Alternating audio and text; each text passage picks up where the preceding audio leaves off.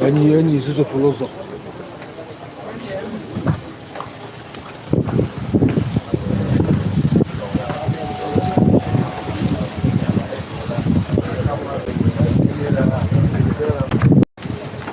Tap what to Batagodi chicken or the kid for game.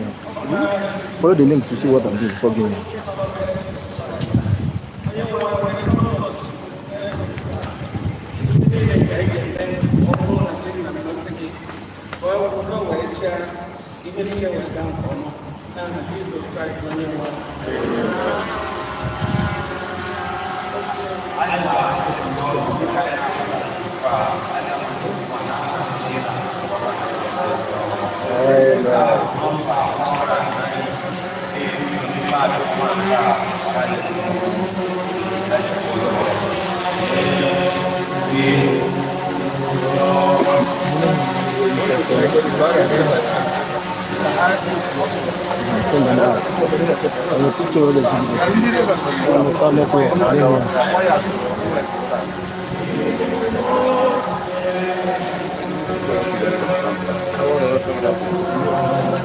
Let's pass it.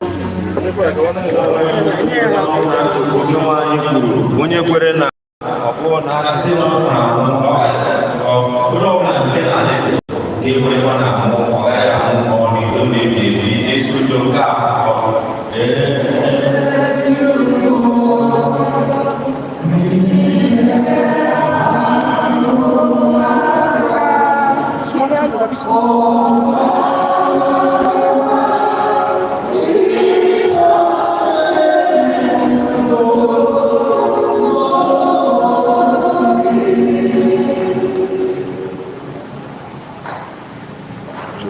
The next movement,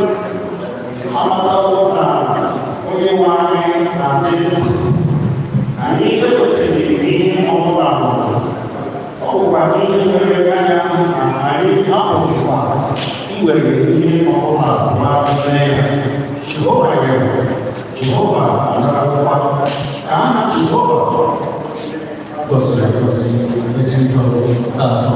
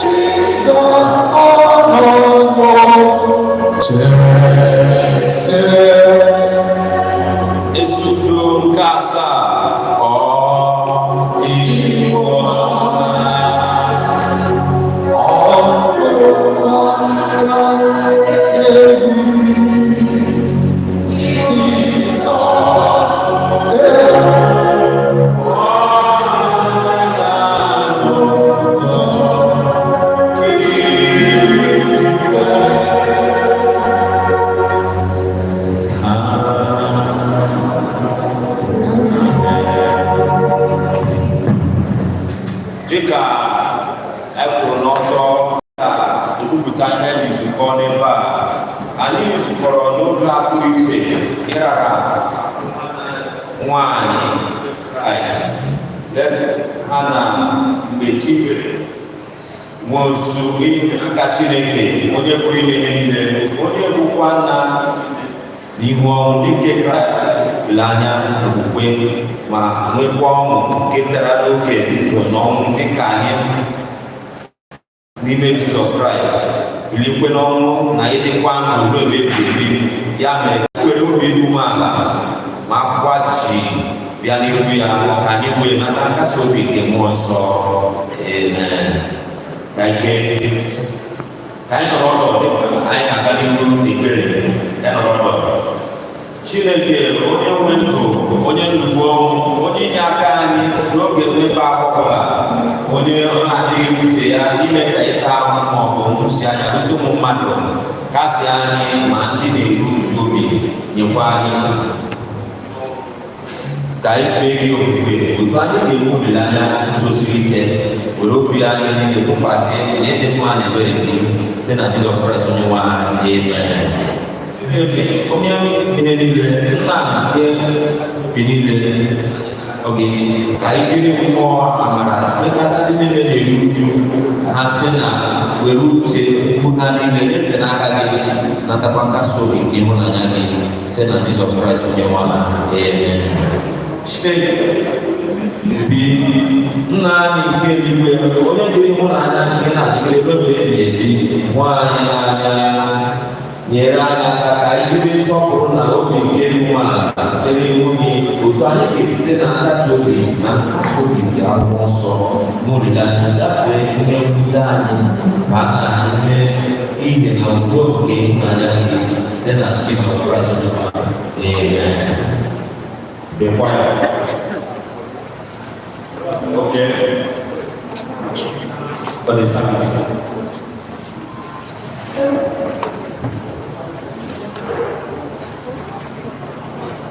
Salam. Oman edira ofufa tam. Dịka tere na abụọma iri ite abụọma 9 na nke mbụ wee n'ebe anyị ga-akwụsị. Anyị ebe obibi ka gị onwe gị wụrụ anyị n'ọgbọ niile.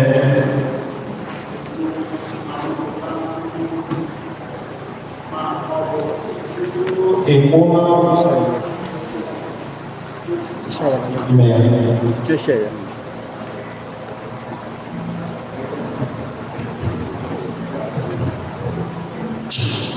Hallelujah.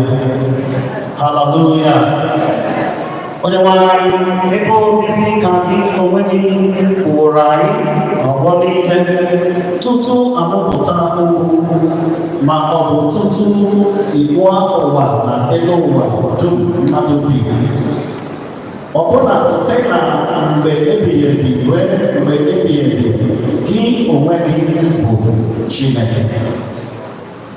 Ị na-eme ka mmadụ laghachi n'aja wee sị, laghachinụ ụmụ mmadụ, n'ihi na nnụ alọ fụwa na ọgwụ mmiri na n'anya mmiri dị ka ụnyaahụ mgbe ọ na-aga, na dịka otu nche n'abalị ịwụchapụkwu ha dịka oke mmiri ozuzo, naanị ụra ka ha bụ. Ụtụtụ ha dịka ahịhịa na-eto eto, ụtụtụ ọ na-agba ụsara na-etokwa, n'anyasị ka a na-ebibu ya wee kpọnwa, n'ihi na emewo ka anya anyị kwụsịa n'ime gị. Ọ bụkwa na ọnụma gị ka emeworo ka anyị maa jijiji. Idomo ajo umendai na bilugi. Idomo mehai zoro ezoma ni nke ilugi. Niye nke ilugi. Niye na ubochai nile abuo. Nile ubiga oke nke ilugi. Nyere ụka arọ niile anyị gwụsịa dịka otu nze omere. Ụbọchị arọ niile anyị dị ọgụ arọ 3 ma ọ bụrụ na ha esite na ndị ịdị ike anyị wee ọgụ arọ 4, otu ọ dị ngalagide ha bụ nganga ha bụ naanị ịdọgbu onwe ha n'ọrụ na ajọ ihe. N'ihi na ọ gbapụgo ọsọ ọsọ anyị wee fela dịka nnụnụ. Onye maara ihe iwe gị na nrubiga oke iwe gị dịka egwu nke kwụsịrị gị site. Si otu a mee ka anyị mara ịpụta ụbọchị anyị, ka anyị wee mee ka obi amamihe bịa. Mata Jehova ruo ole mgbe? Chegharịkwa obi gị banyere ndị oru gị. Were ebere gị mee ka afọ jụọ anyị n'ụtụtụ, ka anyị wee tie mkpu ọṅụ ṅụrịakwa ụbọchị anyị niile. Mee ka anyị ṅụrịa dịka ụbọchị niile si dị. Iwepụrụ anyị n'ala n'ime ha, na dịka arụsị dị nke anyị nwụrụ ihe ọjọọ n'ime ha. Kwee ka ntụ ka ndị oru gị hụ ọrụ gị. Kwekwa ka ahụ. Hallelujah. Verse 16. Kwee ka ndị oru gị hụ ọrụ gị. Kwekwa ka ahụ ime ịma mma gị na-arụ mma ụmụ ha. 17. Ka ịdị otu nke Onyenwe anyị bụ Chineke anyị dịkwasị anyị, gị na-ekwe ka ọrụ aka anyị guzosie ike na arụ anyị.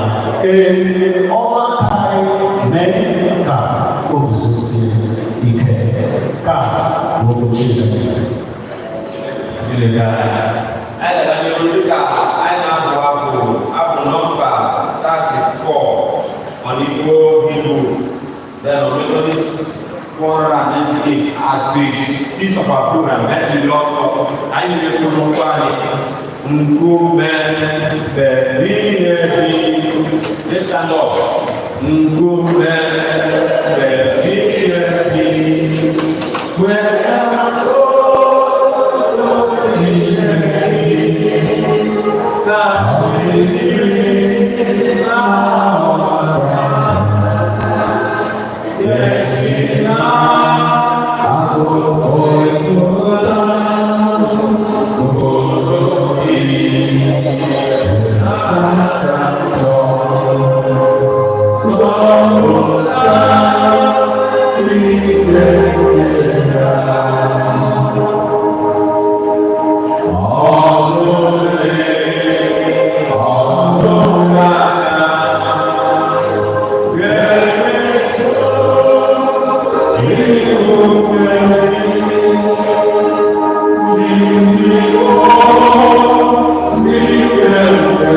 Oh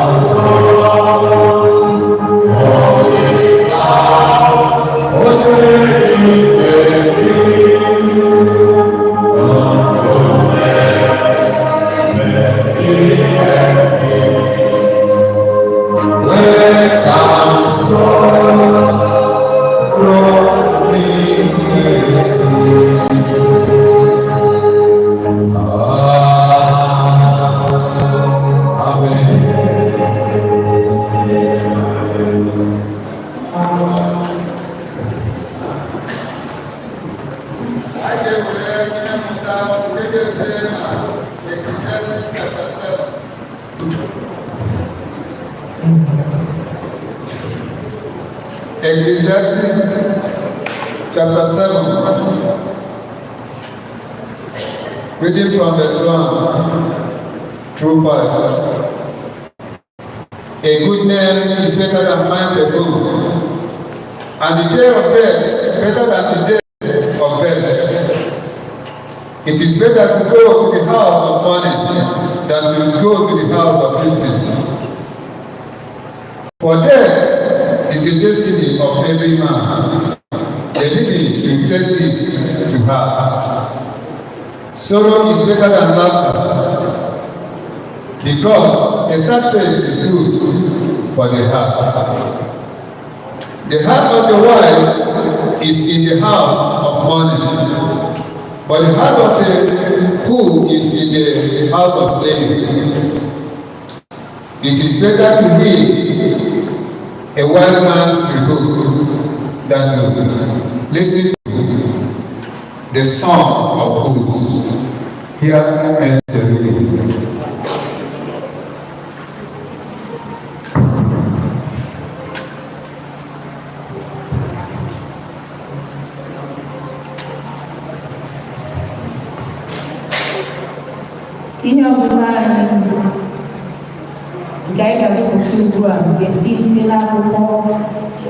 Thessalonians chapter 4.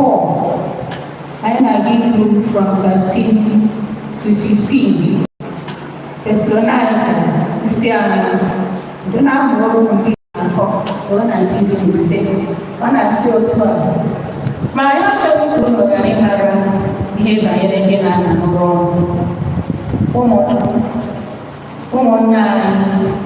Well, they are in I want to tell you for the name. Then I said, when Jesus or the single and all behavior, or 12, ever cannot stand under Jesus. All of here, a chineke, can has 15. Then you are no, when you are now,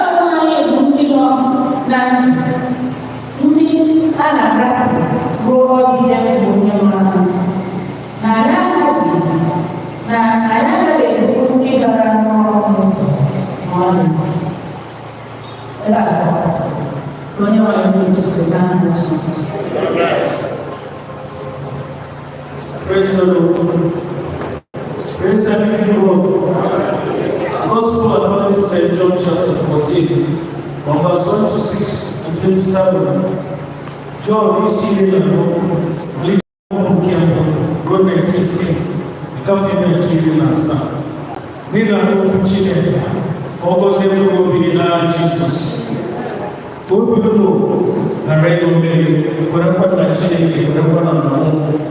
No longer want to go with me. All of what's up, we are all looking at another to zero to bed. All of what about that is a room at bed, that can be from some God and I will be able to know about any woman. If a woman and I don't Thomas here, I will go and I want to be in I said, I want to Jesus here, who will also is all land, or do never pretend now, almost sitting now. We don't come to Arab alone, we don't care what they do, or what they call what they get, a moment they do, go good or a regular or a quality to job. Amen. I don't know why we so one thing. Why not? I don't know why people, I don't know why we so one thing. Getting anywhere. created everything. In Jesus Christ. I'm going to Father, Holy One, you are taking us, taking Nwosu. Our wicked, Mary, we are all around the churches, matters. We need to wow, yeah, we will keep us. This is the only person. We will really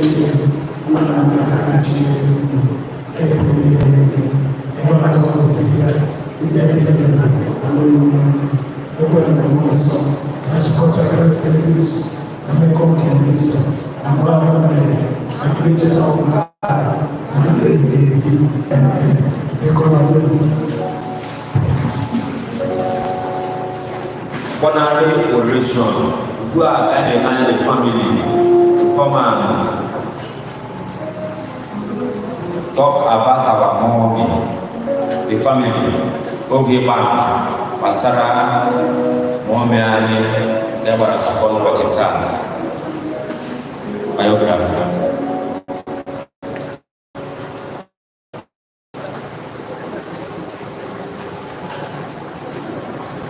The community and educating, the in-laws, the church will be the last.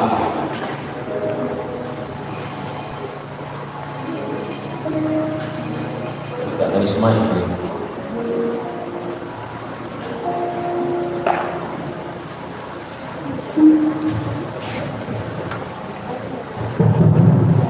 What is love? Praise the Lord. This is a brief history or biography of great Madam Mgbechikwere, Hanna, from Nwosu.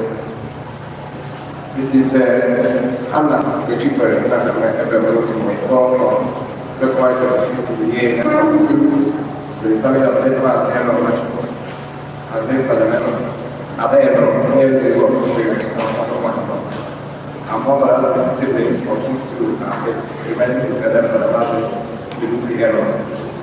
Mommy has been often referred to that of HM, only referred to by friends and colleagues, so that after my education in 1948 last year, as I was as a general, so into the fact that my father was a very well again.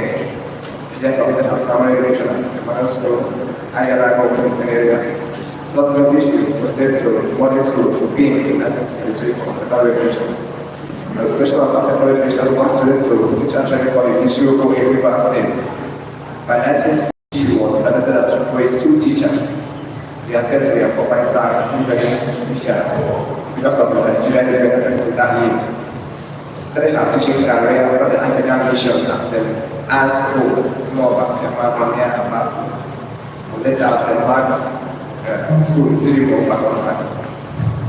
She taught the schools as far as an example, individual wearing a half-year professional until she retired administrator of Federal Post in 1994. Having retired from outside, a number of other private schools in actually some higher standards as well as schools. This she did until she married back in 2006 after a long teaching career. Her mother died.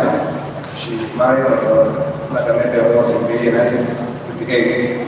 She flew through the long haul to the United last year to the better of God to raise 8 children. First daughter, the 10 nights of the class, the 7 grandchildren, 2 boys of arguments and left to carry them out. One was a concern of the law, testified, pieces and testified, care expressed, both to immigrants and extended families. I did just like what I was passionate about, reference to each day that the video of Mgbechikwere, the assist of spiritual union, as a chorist. The local church at St. James, the church of the which was not seen member of the membership, and the secretary of the church of the 5, which was at the pillar of the group. Even with her health, for very her, she still pushes for the assist to go on. She was also a member of the morning prayer group. So she alive, HM, as long as to my friends, for Nami, woman, people who wanted their social standing, she never looked down anymore. She probably and I are friends of our community, shelterness, and all of the church and community. And the church went to function herself, she left herself available for service. Even using any Bible that arrived from a member of being as a capacity. she does this without prejudice because it's a issue of reference.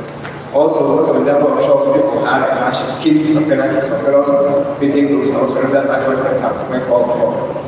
During her teaching days, because of her charisma, police officers are like finding her a friend of confidence, a mother and a parent average, where the children who came up to school and fed from a home back. In her frailty, she would make sure her daughters are attend. Mommy was what I know. Mommy was at the moment was not who you were. We miss you for and console by the time. Life we lived, we actually remember the rest of our house. If we live and present, we point as your words and possible existence. Rely on the promises of Psalms, open cemetery, healing the broken hearts, and better of their work. We will meet a nation body of the Father and your Lord. Thank you. Praise be to the Lord.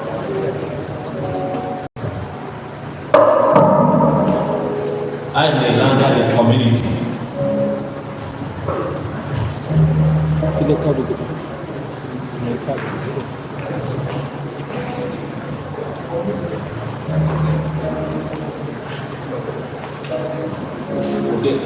Okay, leave it or anyone that comes first and take one person from the law and leave it, then judge the last. Praise the Lord. It's people to strong capital. The only survivor assembly and a tribute to my beloved sister, Hanna, Mgbechikwere, Nwosu.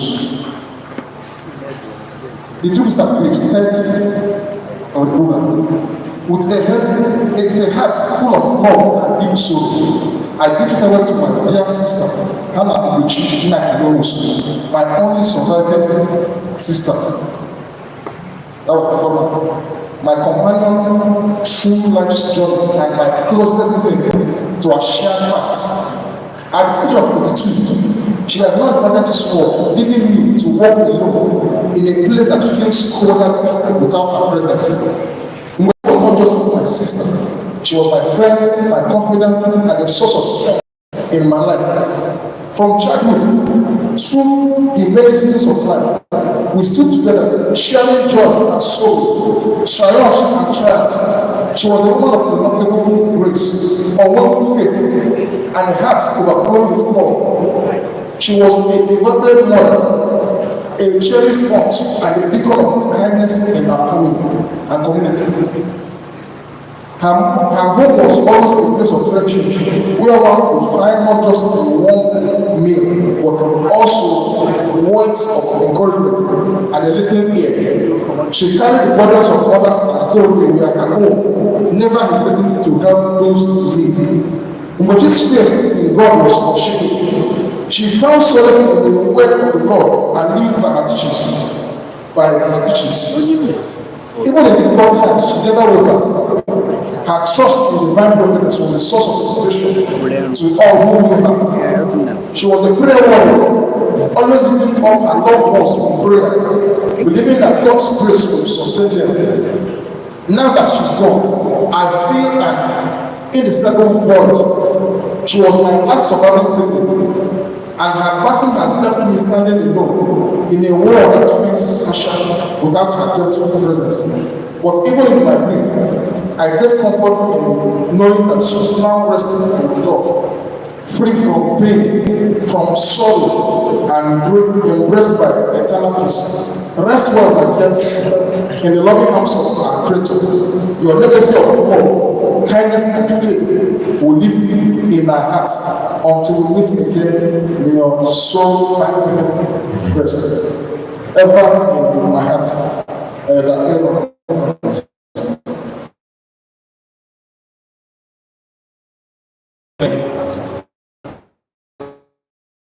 The church.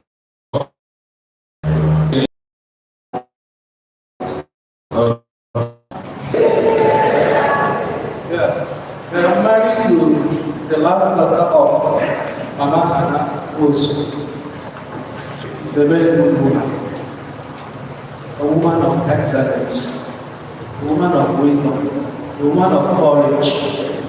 When she met me, she loved me ravishingly. She gave me all the necessary support. She is a counselor.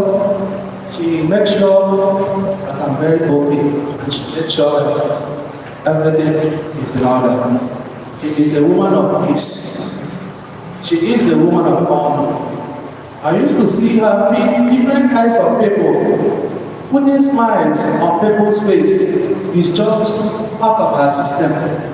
I've just read through all the brief biography that all the children wrote on her behalf. When you get to page 23, my wife put it this way that she would have lived longer to enjoy her all-round fruitfulness and the unlimited advancement she made during her lifetime.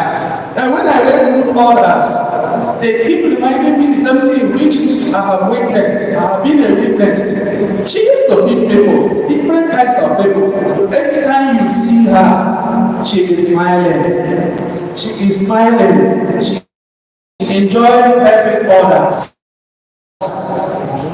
You know, when that time came, joining her ancestors, my wife told me that she has made every necessary arrangement for her to be taken to the FMC for a proper medical attention. So when she called me that they were not forthcoming when she had called her elder brother, Nwosu, she has called the elder brother that they should make every necessary arrangement to bring her to the hospital. Nwosu said that she should come home. And she called me that she went to buy some drugs to take care of mother ultimately. So when she called me, I told her to go home. There is no need because already God has revealed to me that something has happened. Immediately I saw it. I told her, go home, no need. Then you go home, call me. She called me, it has happened. It pleases God to take her away. We cannot question God. But she was just like an angel dwelling among the humans. This woman is a radiant. She, at the fact, I have never seen her type before. Honestly, this is a woman that is filled with compassion, filled with love. She don't be ravishing me. It was just like a resonance. The body was vibrating at this own natural frequency as a result of the effort received from some other body from the system that will make another body to begin to relate. That was the kind of love she gave to me. She gave me all the necessary support. No wonder that the husband loved him ravishingly. The husband poured all his love on her. That was why immediately the husband left and war turned around. She could not survive it. Because in those a very short period of time, it was not up to 1 day and she left. And we say that at the resurrection day, that she will say, "Here is thy sting, and death, where is thy victory?" And I know that she is in a better place, and I know we as the children will learn all the good things from her. May God accept our soul and the soul of all the departments. And let me use this opportunity to endow my mathematics teacher, who was crowned Bishop of Mathematics by the President of all mathematics of Nigeria, in the name of late Sister Sunday. He was my mathematics teacher. He taught me that Okoda is the only village in the world now. Praise the Lord! May God accept her soul. In Jesus' mighty name we pray. Amen. The church.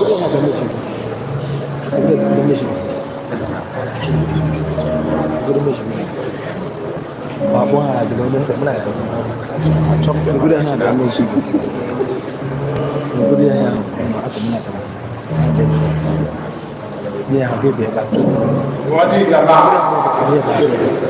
What is the law?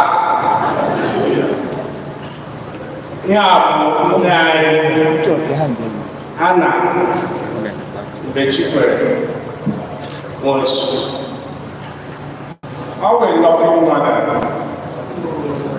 In the church here, on Aga, I'm hoping we are in Mgbechikwere.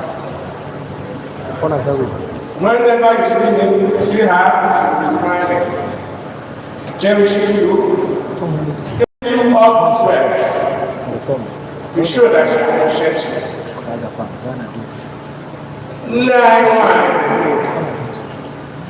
I'm not one day, they don't know what all my dear. I'm not very well. I didn't know what they say. Always a member of this Methodist Church, who I see, St. James. And I actually, I know of an name. I don't think you know, God about you, make it in the single God church. Okay, many here at the church. Yanni will they work you and our loving mother. Our loving mother. What will they get? So, they got always go on. All one in our money there. All one in our chop, money there. On our church, come on up. And as a zero lawyer, here we are, Mama, which is yeah.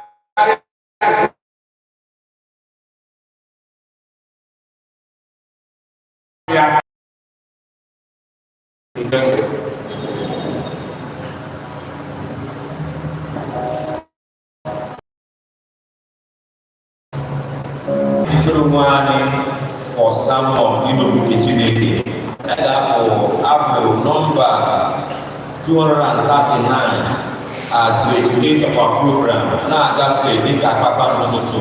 I be the author. Let's stand up.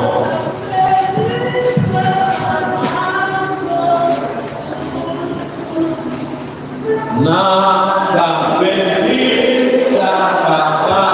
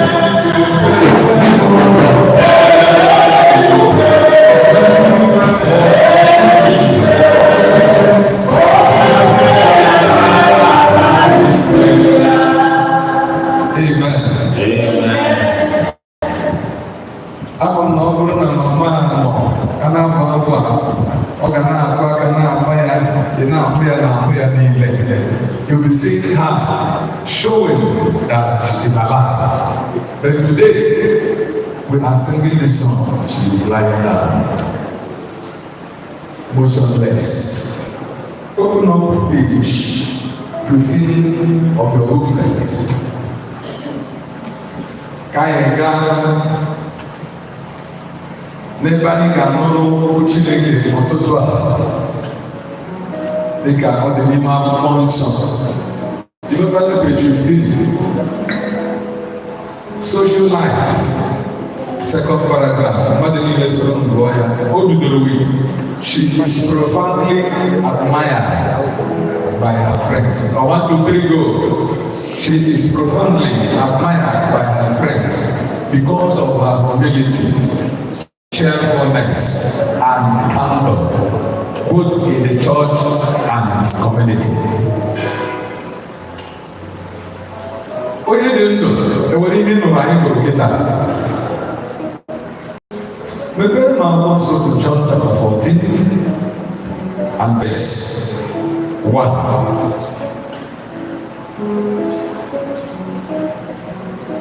Asị obi m daa keyboardist. Enwere hụrụ ya from congregation. Ịma ndị mmadụ na-eji Baịbụl na-eje burial. Mana ọ bụrụ na Baịbụl mepee akwụkwọ ahụ ebe edere ya n'ebe ahụ verse 1. Oyibo ma ọ bụ Igbo, read. Let not your trouble. You believe in God. You believe in God.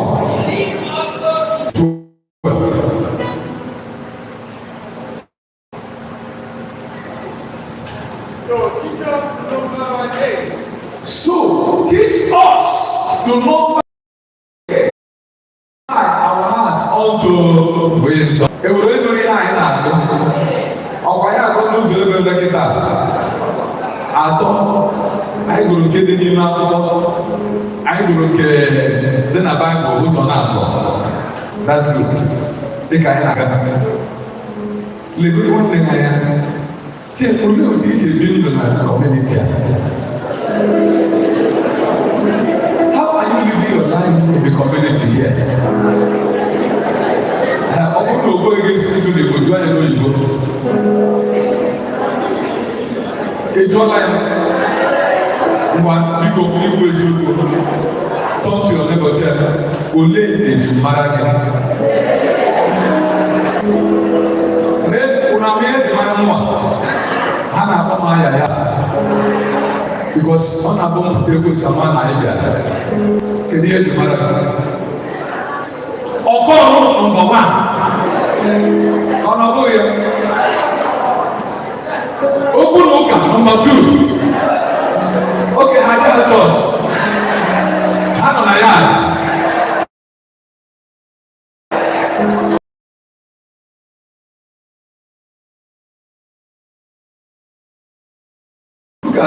You might have built up in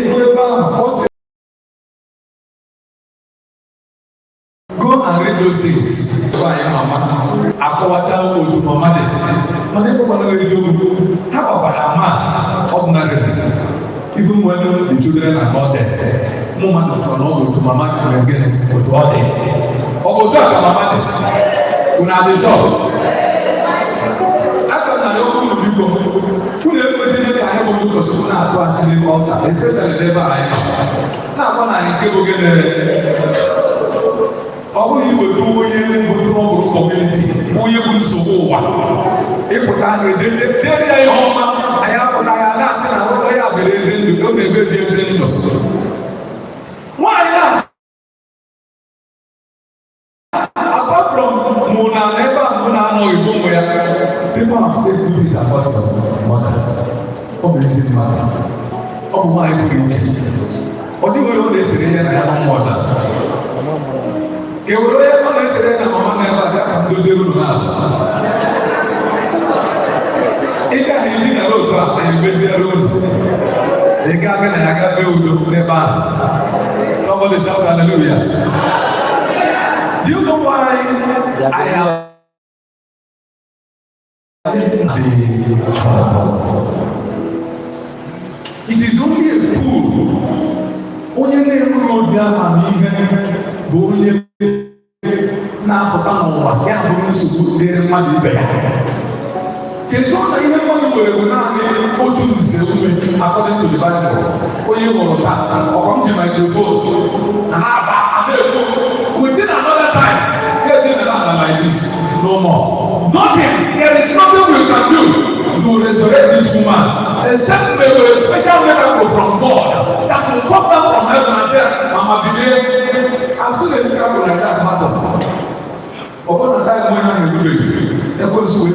kpuchie ya edewere ya n'akpati otu a n'Ọnịsha ka a na-abụ abụ oke mmadụ nwanne n'akpati mkpu wee gụọ everything a na-eme ụbọchị ahụ ndị nọ n'ọsọ nọrọ n'ọsọ ndị nke ga-abịa ikiri megide nga ikiri at the end of the whole day ọ bụrụ na God si na his time erubeghị mgbe e bugara ya mọchụarị mọchụarị attendant wete mma na axe ọ ga-eji nwa ya azụ n'ihi na the thing said don't touch this corpse don't even try it o debie until after 2 months nwoke akpọọla mbọ ọ gwere gwere ọ ga-abụrụ ya at the end of the whole thing ya ebilie dịkwa ndụ ọzọ such miracle can happen.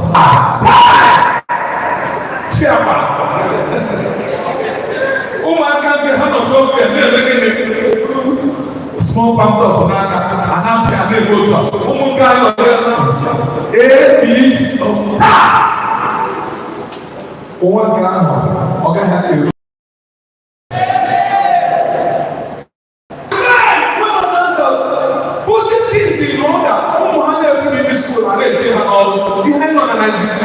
onye rụta ọrụ na-akpachi ọfịs onye ụgwọ nwoke ya onye nke nwanne ya ihe nke nwanne nna ya ihe ụgwọ ọrụ mmadụ si satịrị onwe na akpa afọ ya na-eto mkpọmkpọju akpa.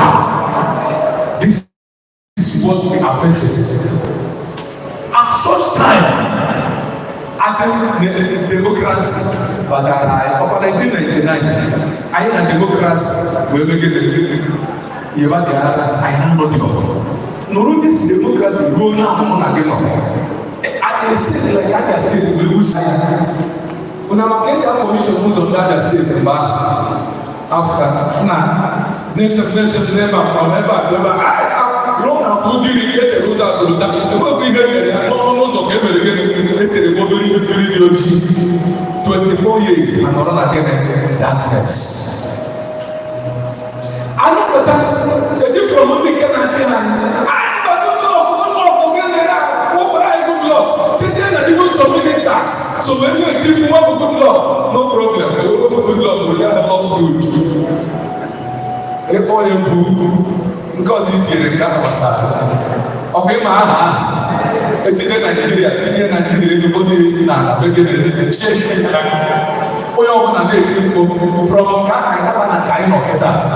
From the day Kaino Keta and Abba, first announcement, that fuel from 165 naira. You go that day. 500 naira the following day. 700 naira the following day. 900 naira. All I need to get 1,005. They get able to make it back. This is the world where we are. One day, I said, one woman. Crazy, you wasn't crazy, but who can use crazy? Crazy can fall the beginning.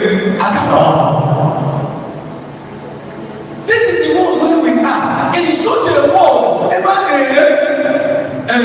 Amarais 100,000, Ababis 400 and something thousand, Ababis. No matter my wife, one second. The last one who did that before I see gold, the I got about 36,000. Complete capabilities. I read about that church, came home and the guy. Can you in the world where things are not the way they should be? Who want to go where? So things are happening. The opposite these days. Man, what watching it to where I had another decision. Go to the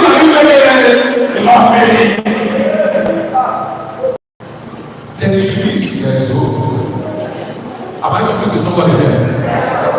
All opposite mama say come there. It means there is giving hope. Oh, that's it. Your brothers and sisters get money.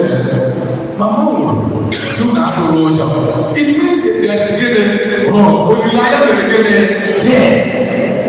Oh, no, no, they come one. They have got women.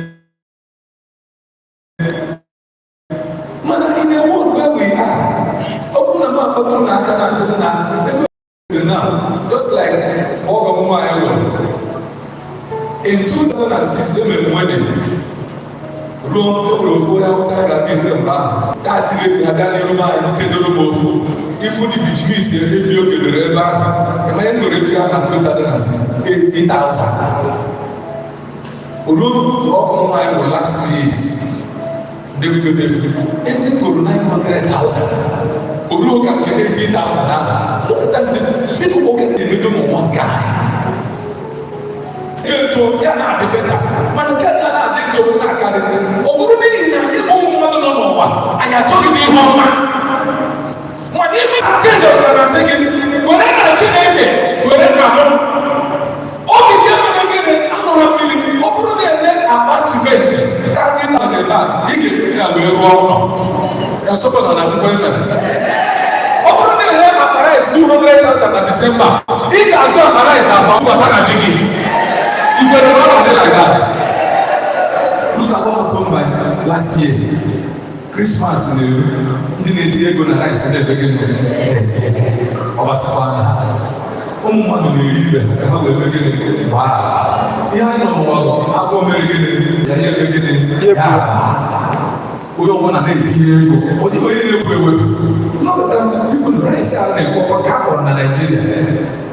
And then you put John. Kota ji kpọchara nkọ nweta ofu mmiri ji na-ebia ndị nwaanyị na-ebe isi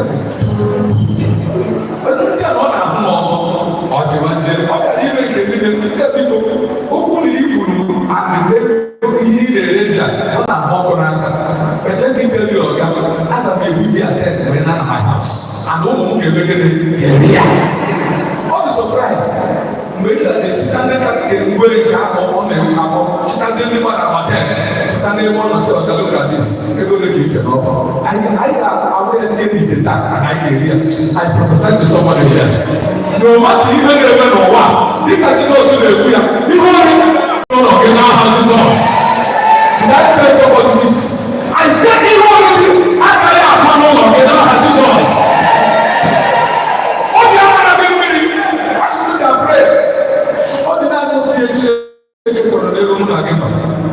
within your own scope, within your own limit. Then I don't even see it. But to move it is one matter. But I don't know where I want to see a one matter. I said, you will one matter. Yeah, oh, small, no matter what, raise one matter.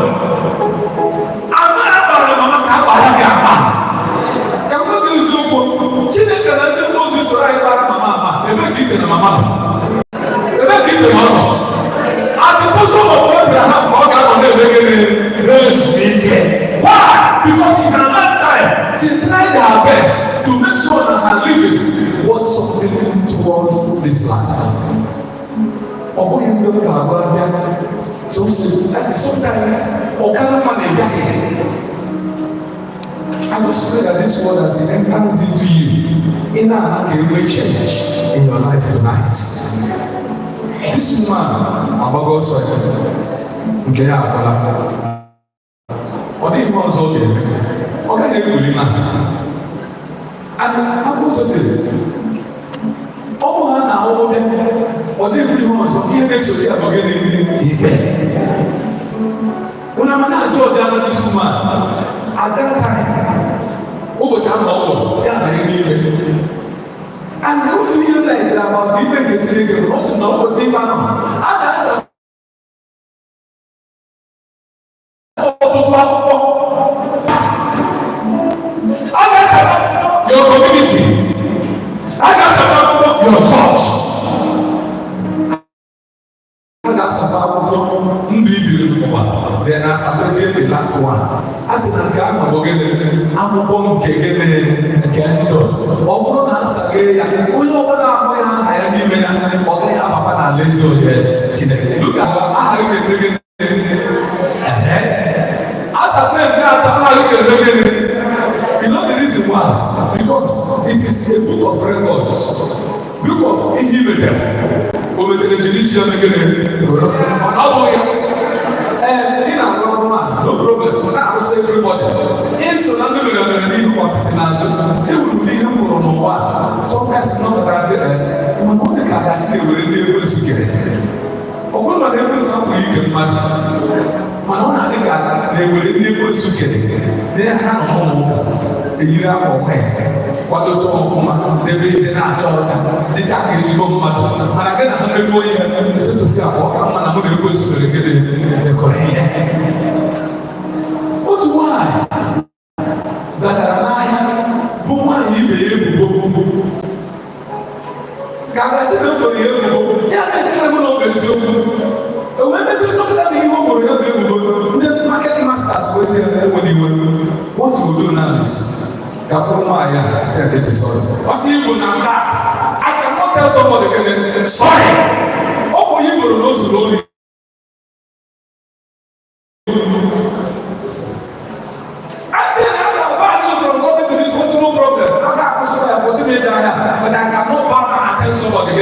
sorry, but you people don't know ya ebubo. Ka na-ekwu ya ụmụ nwaanyị na-eme nke ahụ na-aga na chọọchị kụrụ dị tin ebe mmadụ n'ụzọ oyi n'anya ha agụ ya megide soro ụzọ na-ala ebe onye nke a na-akọrọ ya mmadụ ọsị ya mama ọsị ọkwa ya nọ azụrụ n'ụzọ oyi ogo ọsị ya mana ịnọ mara na emetere ọ bụrụ na ozuru oyi ogo na ọ bụ mistake of identity. I said, even at that, what have you told me before? Hey! No more, I'm not new. And the side even thing. Umire. Look, Umire, no,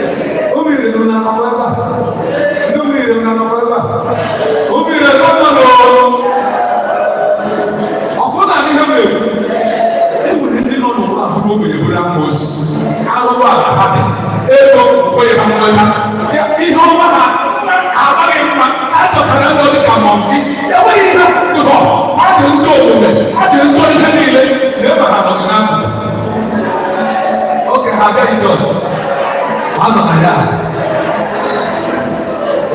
what is the love and sometimes he says Lord teach me one lesson.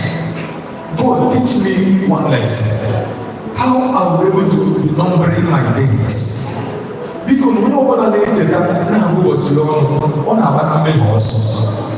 Can we why you don't need just a small wall? One way back. Over no get even if they make a one make or one again have to do it. We don't have much in this world. Oh my God, I don't want to do it. I'm not talking enough.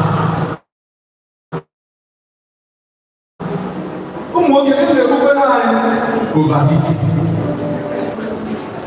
Onye na-akwụ ụlọ, onye na-akwụ akwụkwọ, nwanne gị nke a na-anaghị ego, nwanne nke ọzọ na-anaghị ego. Iji na-ebe gị n'isi, ọ na-ebe gị n'anya, ọ na-ebe gị n'aka, ọ na-ebe ka mọkwa gị.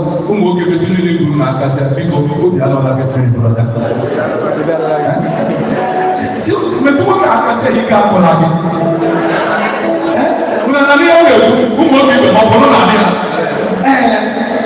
Ihe ahụ ga na-eme gị Chineke ga na-provide. Christ has said that there is hope, there is hope. Ihe onye iri bụ na ị ga-eri ya echi. Ihe ahụ ịkpata aka bụ igbo okorobịa, ịdị egwu aka ndị Chineke ga-enye gị ya. Ọ bụrụ igwere nke aga emeghị adị ebe a.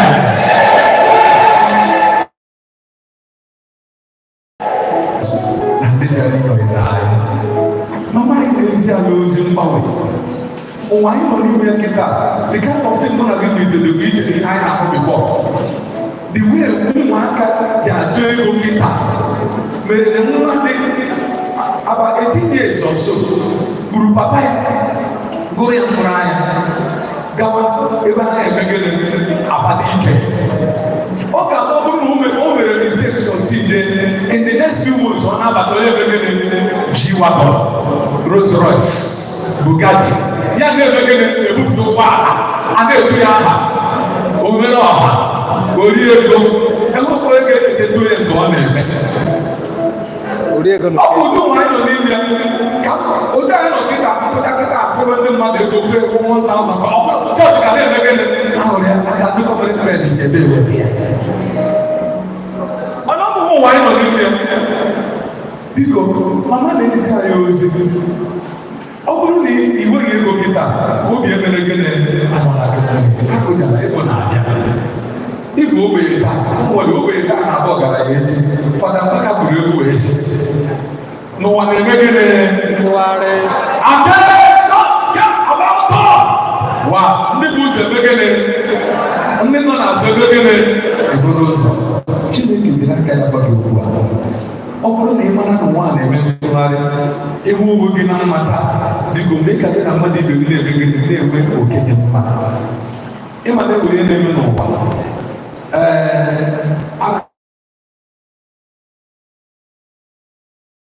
asị na nwatakịrị ọ ka ndị Enugu si ekwe ya na-abụ ochichi ọzọ by mistake echi bụ chenji ihe a na-aya n'ụkwụ a ga-eji ọzọ ọ ga-ayata n'ụkwụ ya na n'ukwu ya na isi ya n'aka bikos na ọ maghị na ọ ga-emegide na ọ ga-eji ya ọ na-eme ụfọdụ otu anyị na-enweghị ego bata ị na-ekwuzi okwu my friend ịgbawa mba tama mba gụọ daịga n'ihi gịnị nwa obere chenji bata chenji a ga-ala asatọ ọ kwụwa mgbe nta ụna na bịa mmiri onye tikwara na forever ọ ga-adịkwa gịnị forever one day you will lie down like this woman you will not move no matter the water you will time or you move she cannot move she has done her part but what I like about her part is that she lived a good life. May God help you, especially the children. Come on, every day you're one ahead. When you are better, let me tell my brother, if your father can live a life and mix of it and everything, you are a good man, he will let you. Otu aka m na-abụ ọ bụrụ na agbaghị egwu mmụta chichie ike ihe niile si wee dị n'obodo a ma ndị kọtakọta ma ndị ọbụla ma unu wee bie ndụ nke ọ dịghị onye ọ na-esere ya na ọ dịghị onye na ya na-atọ ihe ọbụla biko ihe na-ese ndụ especially ụmụ nwaanyị sisa ebe ọbụla unu wetara owu na ana m arịa unu bie na-esi gịnị ndụ bụrụ unu good gịnị children ka anyị na-arụzi ha ọdị mgbe ọbụla a na-agba anyị maka ụmụ anyị anya na-abịa na anyị pụtara ụmụaka a na-asọ nwa na-eme gịnị na-eme nke ọma ndị ụmụ nwoke bie na-esi ndụ. May God help us in the name of God the Father and of the Son and of the Holy Spirit. Come solo te come in the solo. Is you do. Uno que me es el do.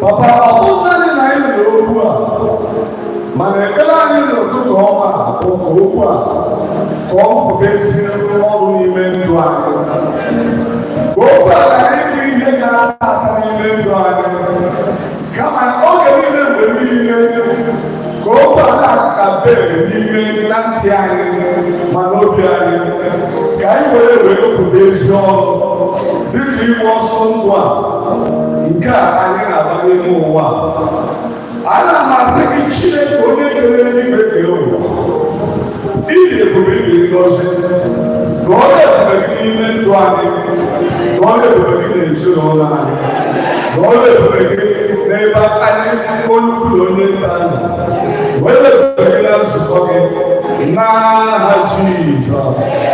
Imeela ekele dịrị gị wee saa gị ebere wee ji obi gị wee jee ozi a n'oge awa n'aha Jizọs Kraịst bụ onye nwe anyị. The choir. After the choir song, then we get ready for offering.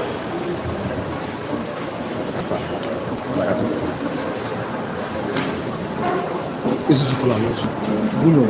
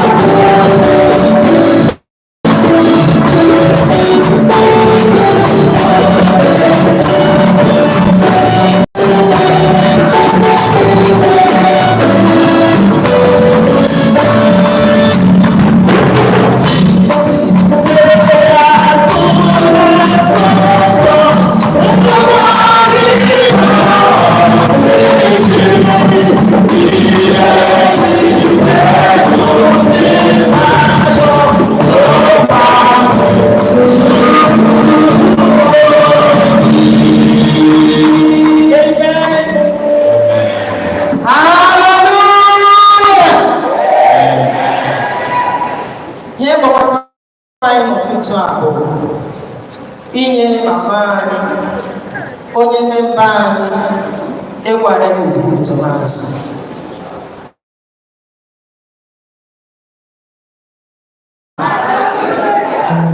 achọrọ ịbụ otu afọ president ala ya too plenty eluigwe na-egodo dị mma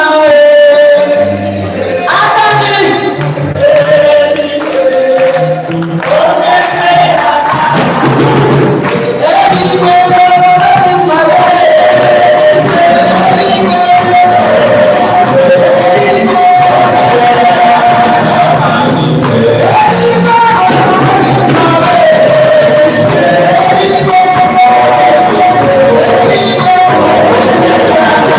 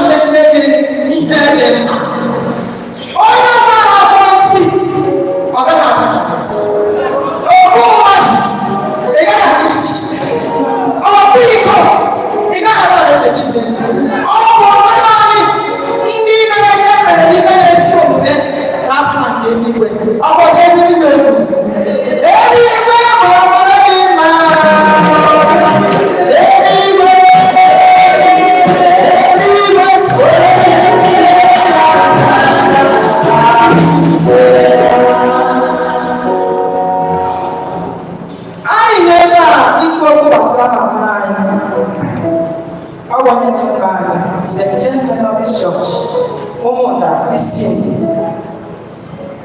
All women, Otuani na Women Fellowship, Methodist Church.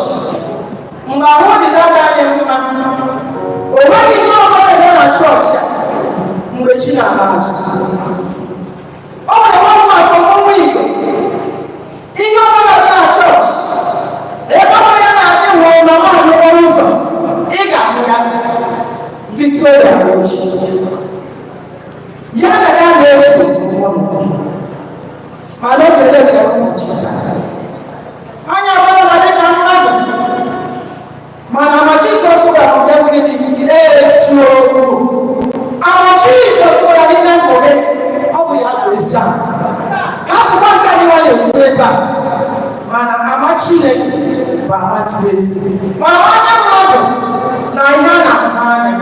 N'ebe ebe anyị ahụ onwe isu. Ọ bụghị onye okwu. Ihe ọ bụla ga-eme ka ụbọchị izu ụka ya emere ya aka otu a. Sị ka ọ bụrụ na ọ mara ya. And that is that is this morning for you. Young person, Monday morning, Monday morning. Teenager, go say mama. Sika hewa ne, ndo. Nge mama bi na body na ndo. Ni ye na body na sinani na bechiche sari. Kuomanye no, wanyende ndo. Ọmọ nge botswa. Unu bakakakanya mama. Unu bakakakanya mama na receive. Ọmọla mara ya. Ọmọla ga mama. Aga duwo ko mama. Aga so ko ga so ha. They will never mother before their time. In the name of Jesus. Amen. Na kobara. Amen. Na koso. Amen.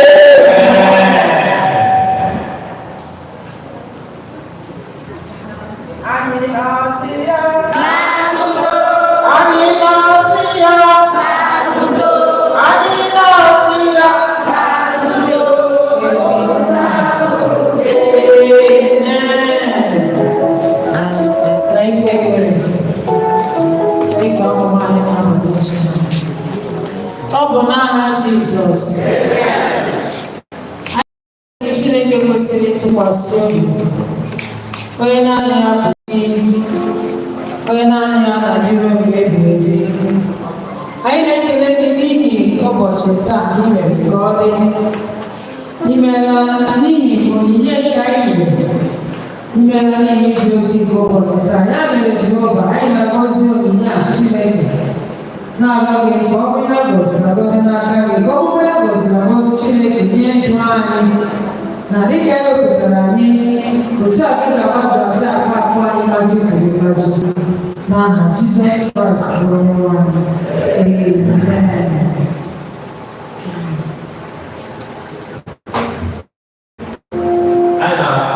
Anabata the family Canada for their prayer. Let the family come forward.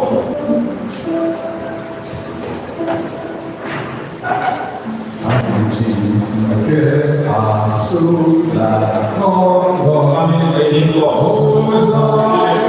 come forward.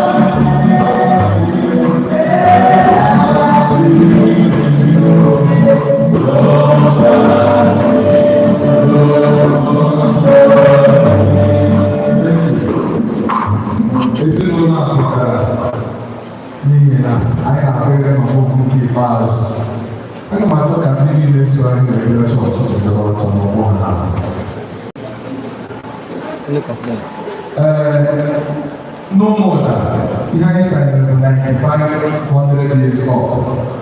When you are behind side, I ran in a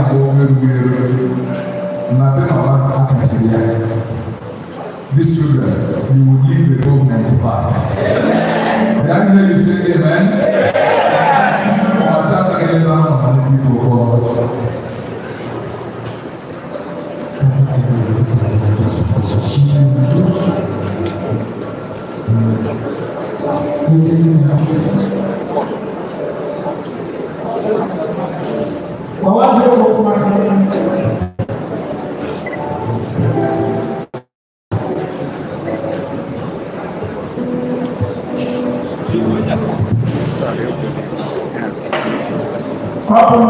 Jesus. When you saw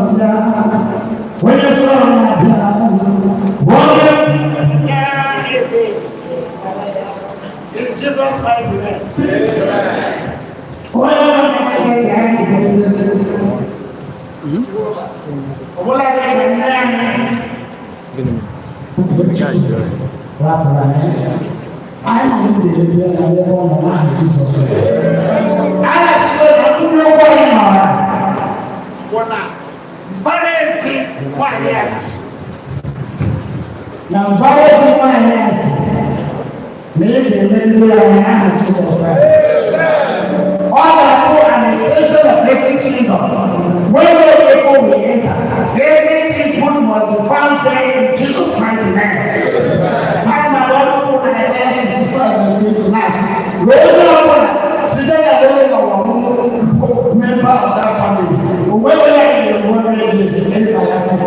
In Jesus' mighty name.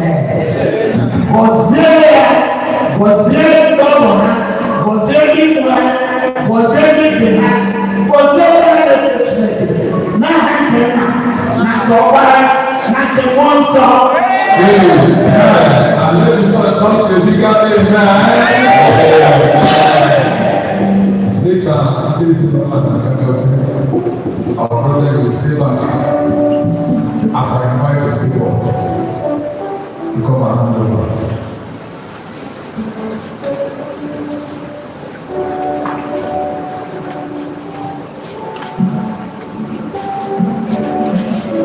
Still more.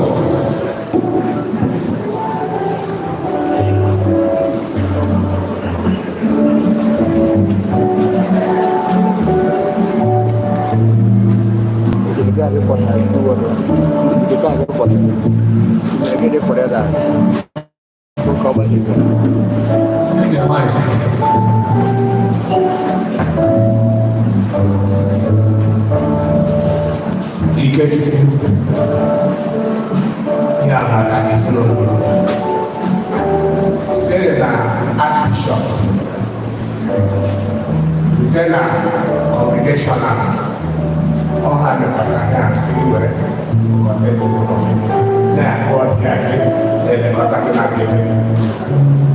And then we have when Cassie is nobody.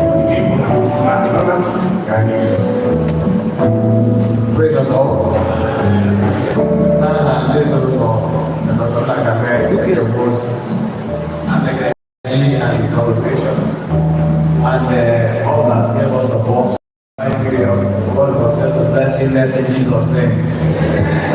Trading guy, I said, where I come to that much, I had Jesus.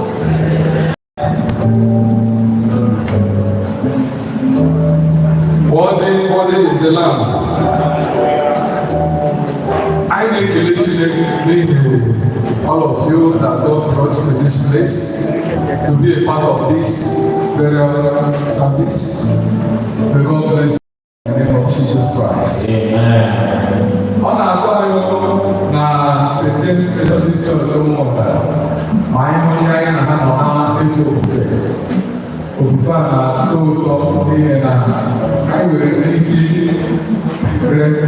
when they see every part of this state, other states where they are, and every house, Jesus.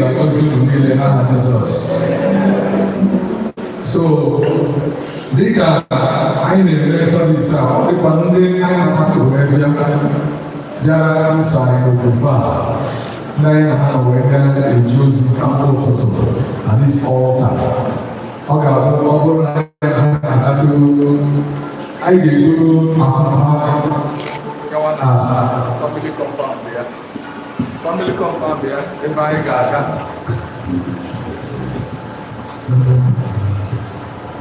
family compound there, I got or every I got no team here. Jesu ike kibazo ndị na-ekwu ndị ka anyị na-aga n'ejozi a ọ dịghị onye ọzọ m ga-ekwu karịa na m ga-enye introduce ụlọ unu mara ha so that ọ bụrụ na ha hụ n'ụzọ na mara na ọ bụ ndị ozi na-aga ozi n'ụmụ ụda na ndị sikwa n'ebe ọzọ ga-ega ịnọnyere anyị onye mbụ bụ Reverend Jackson Obioma Okoro, Ogo, Pastor Nejuzi, na Zion Revival Ministry International. Is a part of the Bulgaria America Brokenness for Christ. Praise the Lord. Hallelujah. Hallelujah. Amen. Okoro na Agozi na Omoda. And I don't want to minister that goes to no one. I don't know that I record we do things together. Then I beg each new pieces of each in what we do. I am asking go to family. Now I'm in church, I need to go to the Christ. When I was church, I go Zion Revival Ministry INC. We also Reverend Raphael Ume Nadi, all pastor and UCC, very good Zaba. You could get this from Christ. Praise the Lord. Whatever I was here, I'm not happy. You almost all my neighbor called, whenever one face. Hallelujah. What is it now?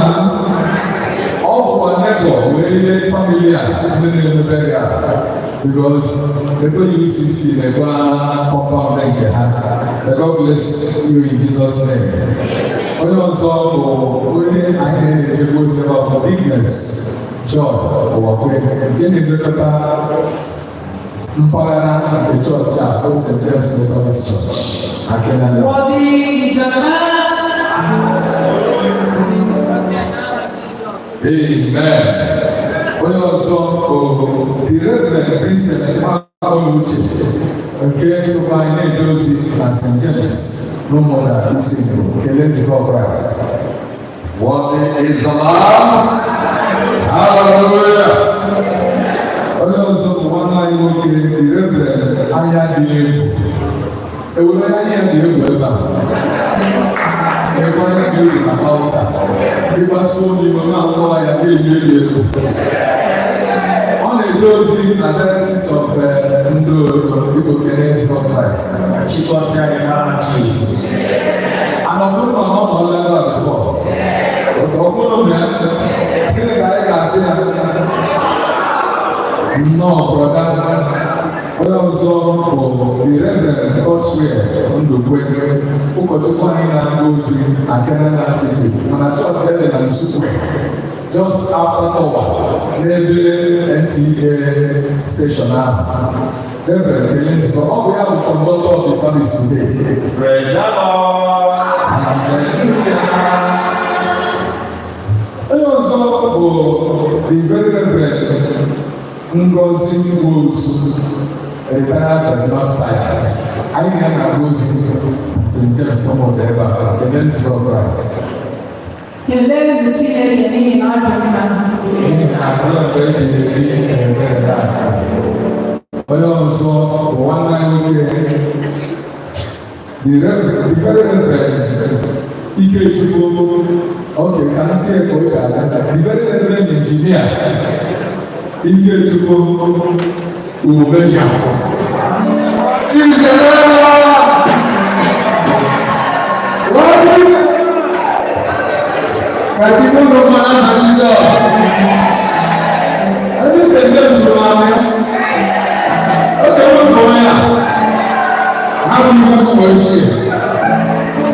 Oh my God! After all,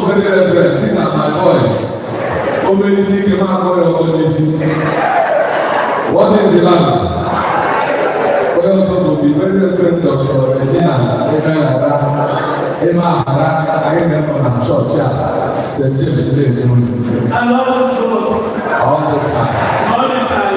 The Lord is good. So you are Amen. Abuna amen. Amaha ko beni ọjọ́ tó ṣe sáta. Ọ̀kan àga àga. Màdí ní ọ̀nà the Lord is good. Ewu ní ntẹ̀sẹ̀ ọ̀nẹ́gẹ̀. Àdúgbò ntẹ̀sẹ̀ ọ̀gbọ̀dọ̀. Olùmọ̀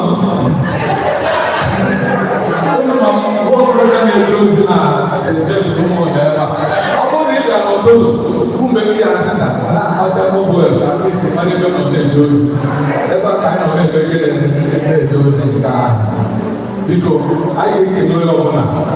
I didn't this photo time. We're going to come. I will go to the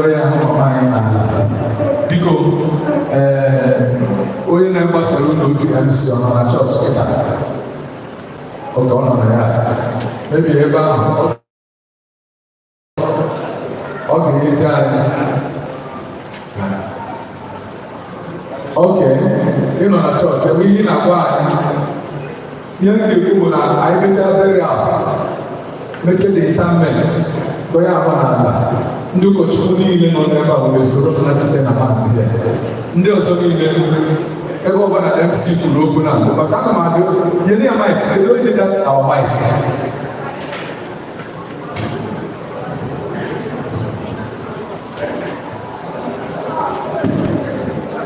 Worthy is the Lamb. Hallelujah. People, I to hear that.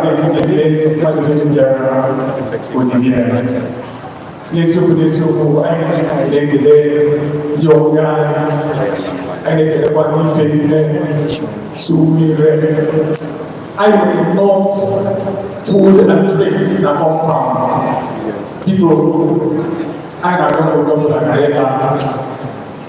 now, say, everyone who is here, Jehovah, Jesus Christ. Amen. Of what you are, and you will have you see, you officiate this baby. And as a child, you go to Sarah, to tell Jesus Christ. And if you say you cannot praise you, you need to be proud of the left.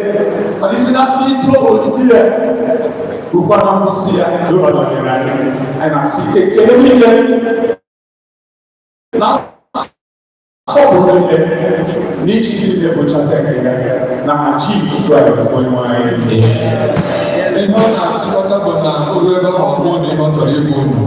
God bless you all. My brother Bobo, people in the room, they can ministers gave followed by the choir, then followed by the corps. Ndị ụmụ ya esozere Igbo si n'azụ. Anyị ruo na moto, we march like that to the compound. God will bless you for you in the name of Jesus. Abụ mmechi. Abụ 199, page 9 of our program. Ihe mbụ na nke ikpeazụ, ka anyị bi. Mkpa gị na-akpa mgbede m.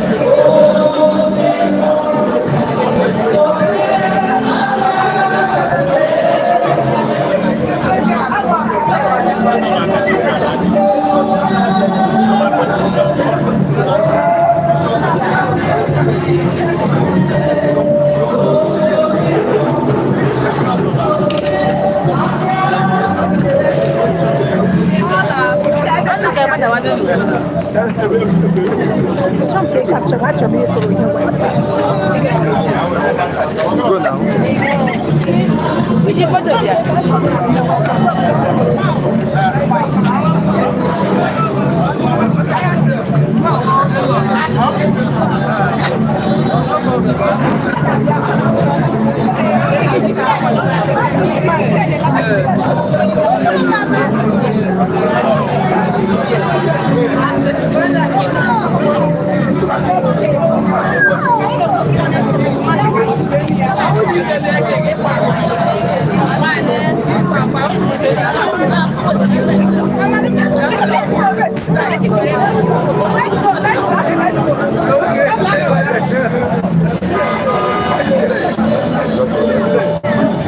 Carlos, ¿dónde la moto?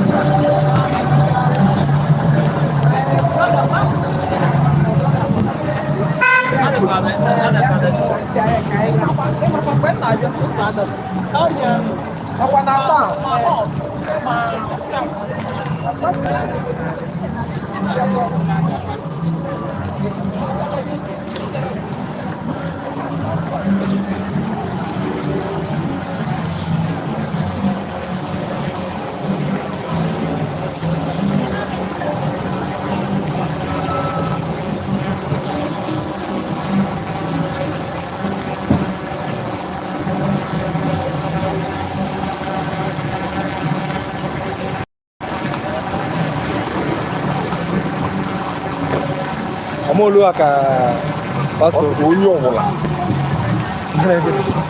ka iso ya n'ala ugo wala ozugbo Petro anaweza aka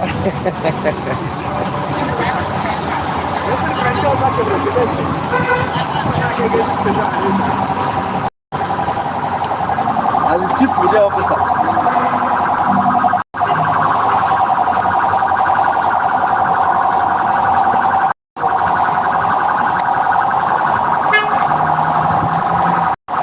Anya na let him be you. I think na melu dan na. That's okay, meta ba break.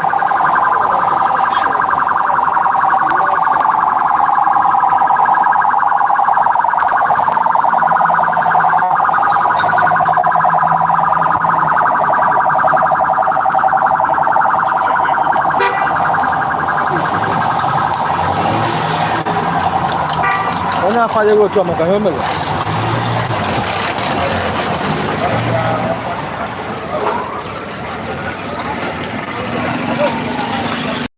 Ala. Dawo kota gongo.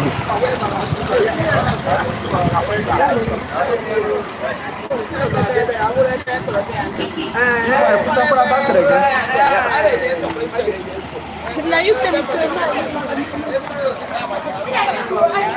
Boy, no come down. Kind of like that they go. Till you reach house. Kya kuna la boy gwe ba? Odo kwa stable o. Asta gaga.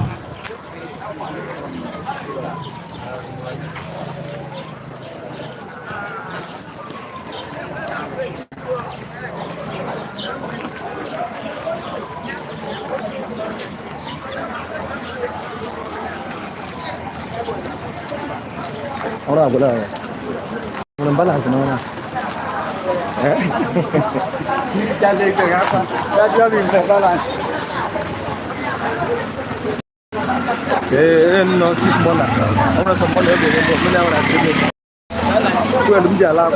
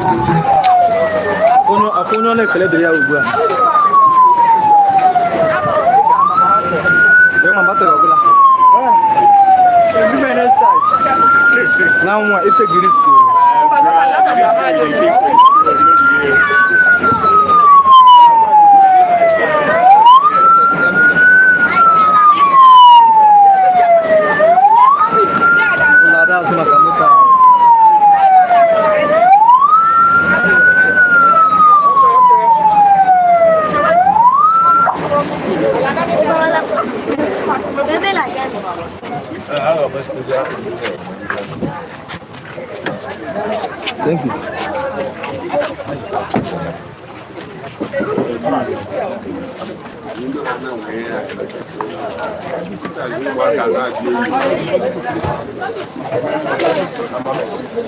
Oh yeah, but go ahead, Abba.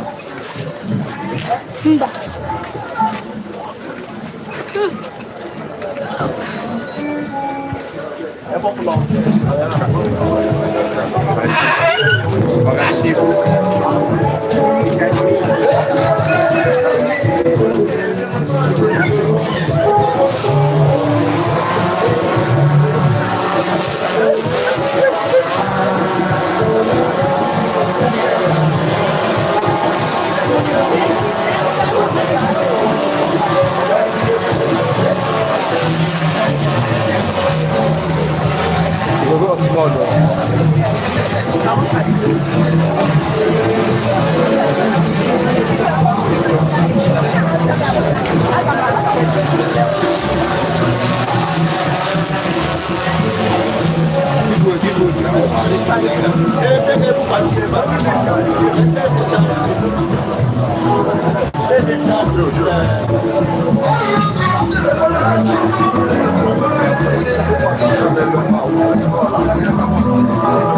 you.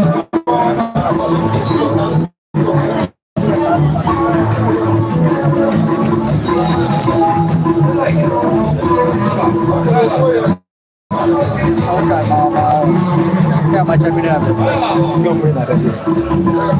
Mata Greece, cara, mata Greece, cara, take it. Isso George. Oh, I'm going last year. I know that is my wife.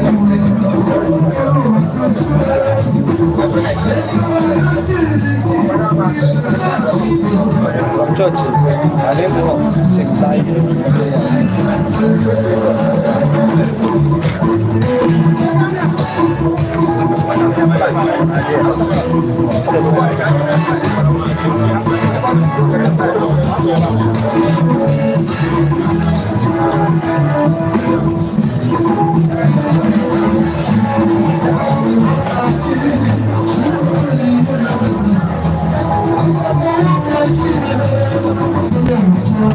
The local police in Chirahasa.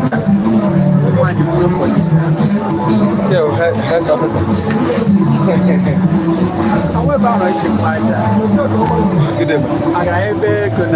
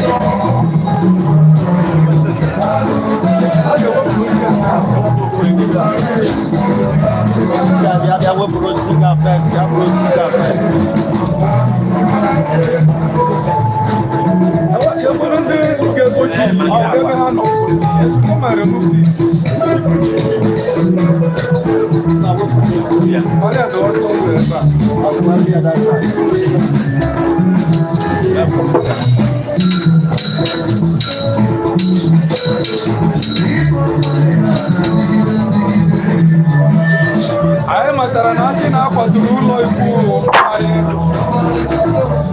nke eji aka wuo anyị nwere ụlọ ewuru nke sitere na Chineke, ụlọ a na-eji aka wue nke na-ebighị ebi n'eluigwe, ebe ọ masịrị Chineke nke pụrụ ime ihe niile ka o si na ebere ukwu ya kpọrọ obi nwanne anyị nwanyị n'ime onye nwe anyị, onye anyị hụrụ n'anya bụ late Madam Hanna Mgbechikwere nna kara ebe Nwosu, onye hapụrụ anyị na-alaje. Anyị na-ewere ahụ ya ya ala aja lara aka.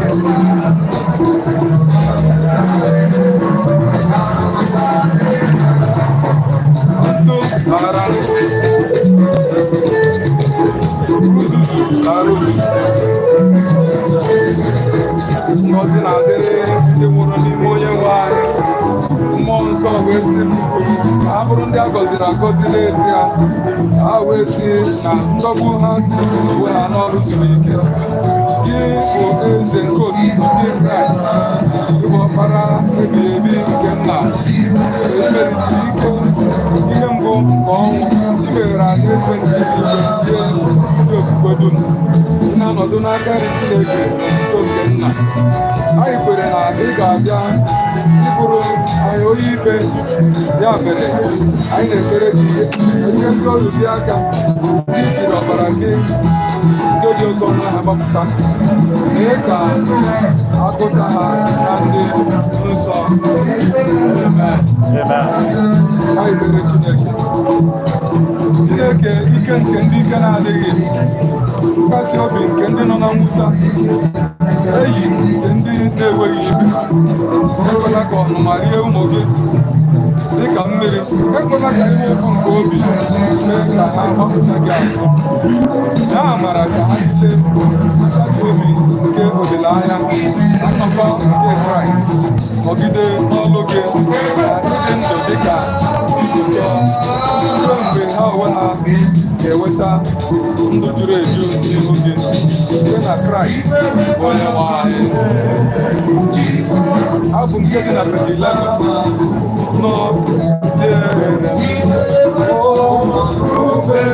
anyasị ọchịchị na-agba Jizọs nọnyere mee aka na nkasị osimiri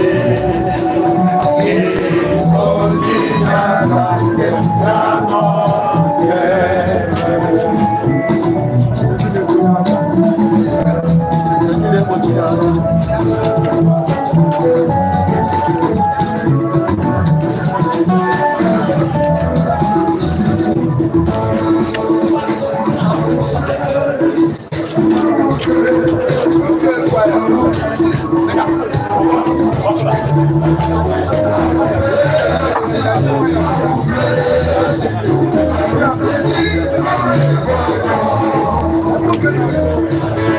Pandiaga dari Amerika di Hanna boleh. Kalau berada di Taman, kita ini cuma terbalik. Ada silent or dia bayar aksi.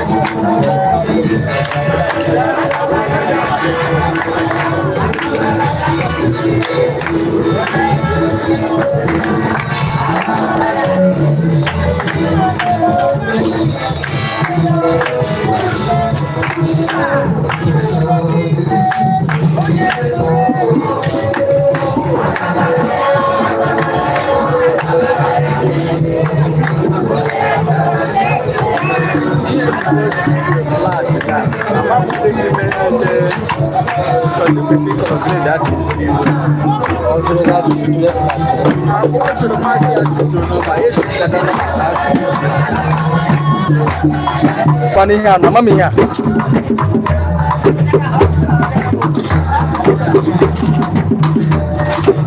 One day I here.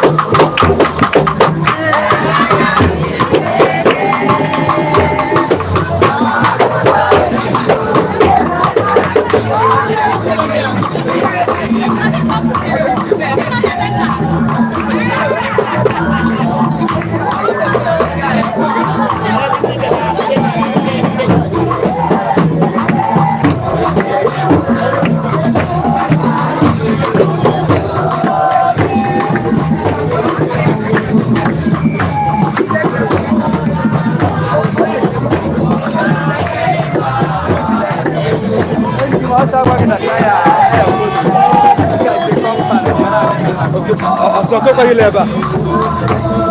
Semekwu ngo ga olejuele ebe a na-edu mmadụ. Si ọ ga-emesara mmadụ. Enu dị mehu ya anya.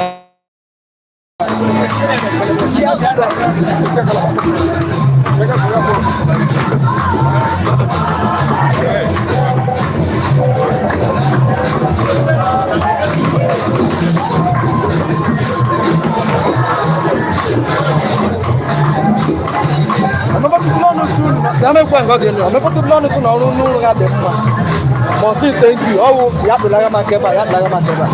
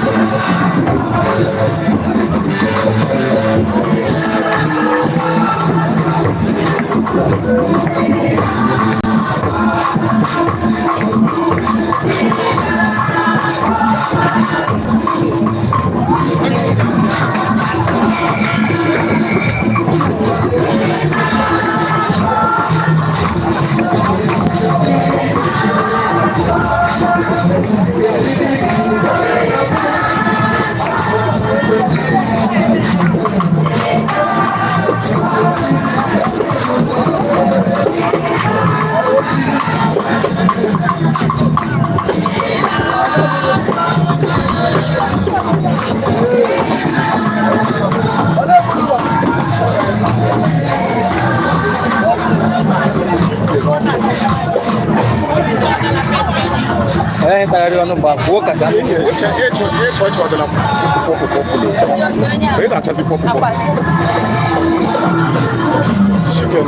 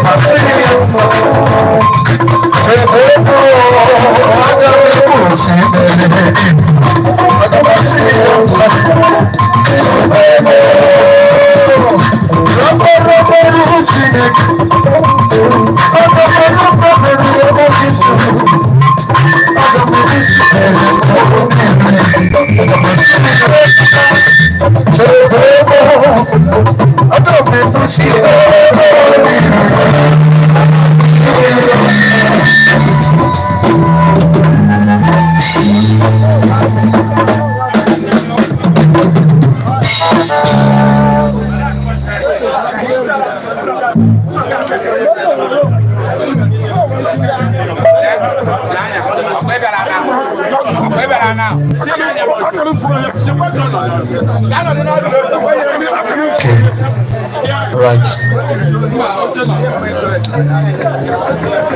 right. Okay. Hello, sound check. All right. All right. Okay. All right.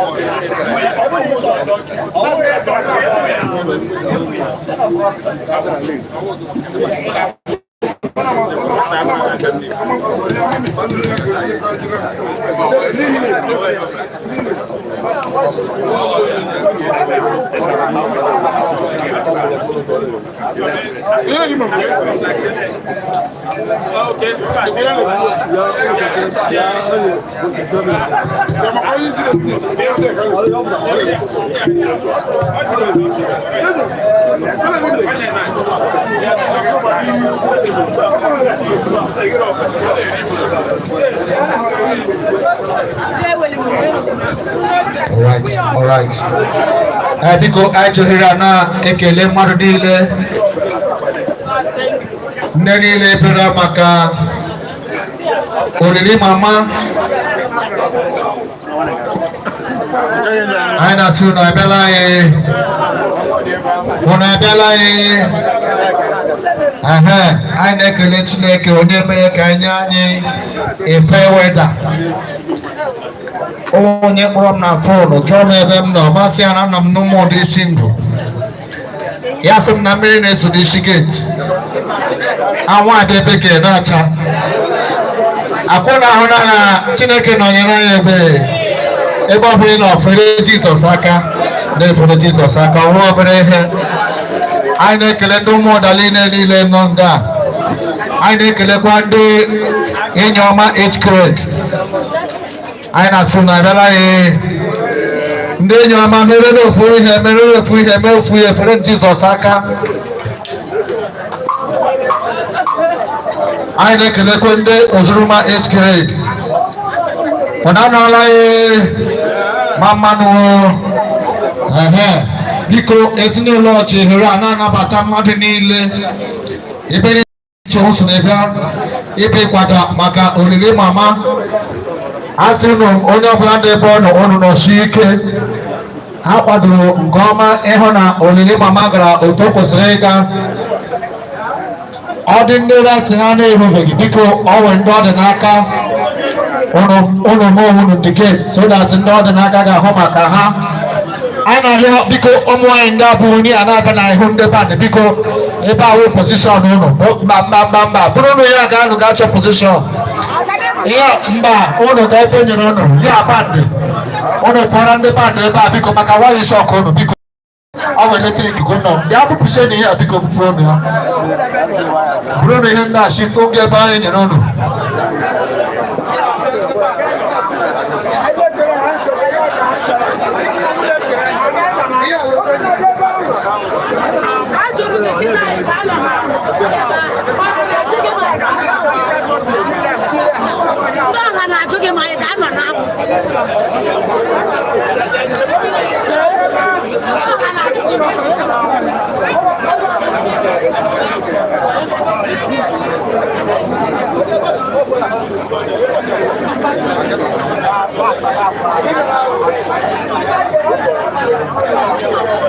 biko na-ayọ onye ọbụla enyere ebe ọbụla nọ ebe ọbụla enyere ụnụ biko nụ ụlọ ma na-eje mmiri so na ọka ma na ụlọ aka na mmiri na-eso biko nụ ụnụ aga eburu ya aga buche ndị mmadụ ihu ụlọ ka ebe enyere ụnụ a sịrị na mgbe ebe kwesịrị ebe enyere onye ọbụla ebe ọbụla ha ga-anọ ọ dị ebe enyere ụlọ ka ebe ahụ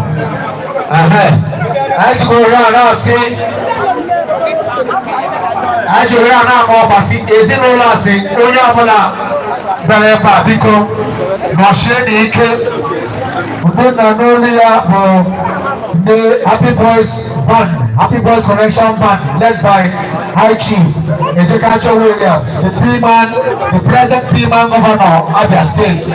Onye ọ na-ebe a chụrụ echu pụrụ ama ime ụlọ obi ụtọ. So ihe na-ekwu maka ya bụ olili mama anyị adịghị otu o kwesịrị. Ọ dị onye ọbụla ejiri ebe ọbụla ọ nọ biko nọrọnụ biko na-ekwela ka eluigwe gbarụọ ọrụ sọrọ na aka ya nwụ ị ga-ahụ eluigwe akpatakọrọ ihu biko nụ biko mgbe na-adịghị anya onye ọbụla ebere ebe a ga-alarụ n'ụlọ ya niile dị iche iche aha Jizọs Nwosu ya na-asị Happy Boys Band if you are ready and the chiefs all the chiefs ndị ọbụla echiri ka echiri biko nke onye ọbụla echiri ya zọrọ all the chiefs ndị ebe ebe a anyị na-asị anyị na-anabata ụnụ anyị na-anabata ụnụ nke ọma ndị reverend anyị sị ụnụ ma ndị chọọchị ụnụ agawa na chọọchị ihe nyere ụnụ nọ na chọọchị onye ọbụla n'ọhịa na-ekesọn iriri nri na-ekesọn ịṅụrụ ma ihe niile ọ na-aṅụ aṅụ na ihe a na-eri eri zuru ezu ọ bara abara ka ihe fesi na-ebere olili n'ọhana onwe ka eriri biko ndị na-ahụ maka ya biko na-ekesọn na ihe niile zuru Happy Boys Band, if you're ready, please carry us along. Thank you.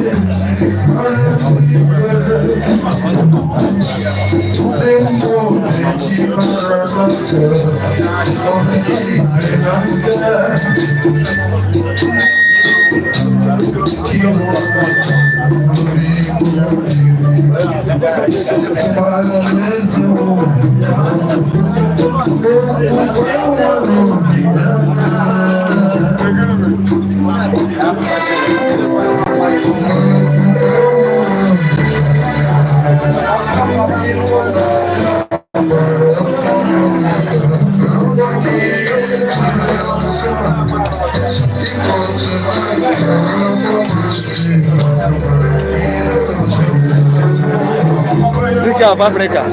Abla Mandeo.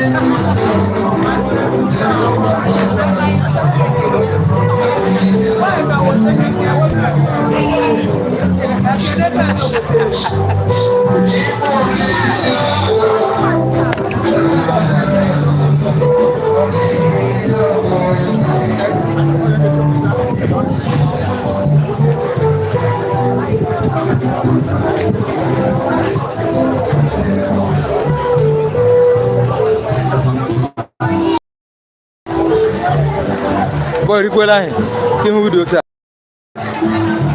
What call about the people? They have for my head. On to get Luale for you now. On our phone, we are no more than. They are killing you for getting free. I will have free.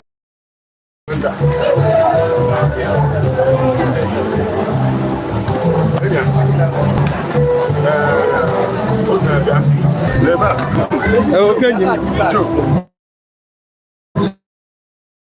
Ebana. Emecha. Ebana. Emecha. Emecha. Okay, I'm saying. What do you know? It's a museum. Syria Gala. That's a magula. Ole, my man. You have any news? Oh yeah.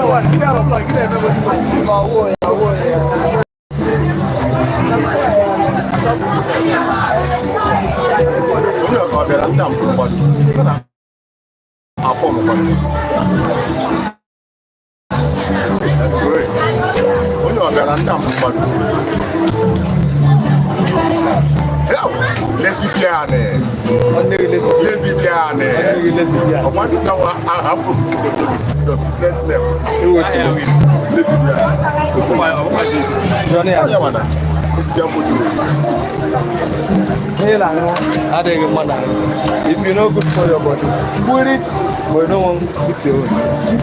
No. I think you know,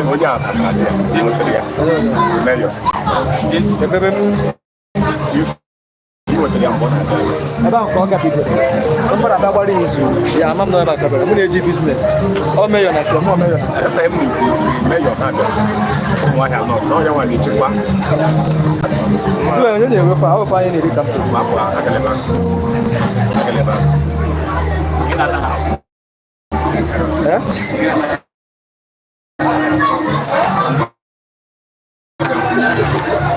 but in a like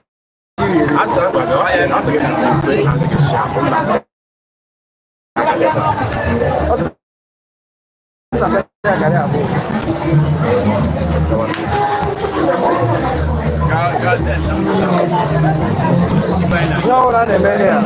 Plus minus 3 o'clock.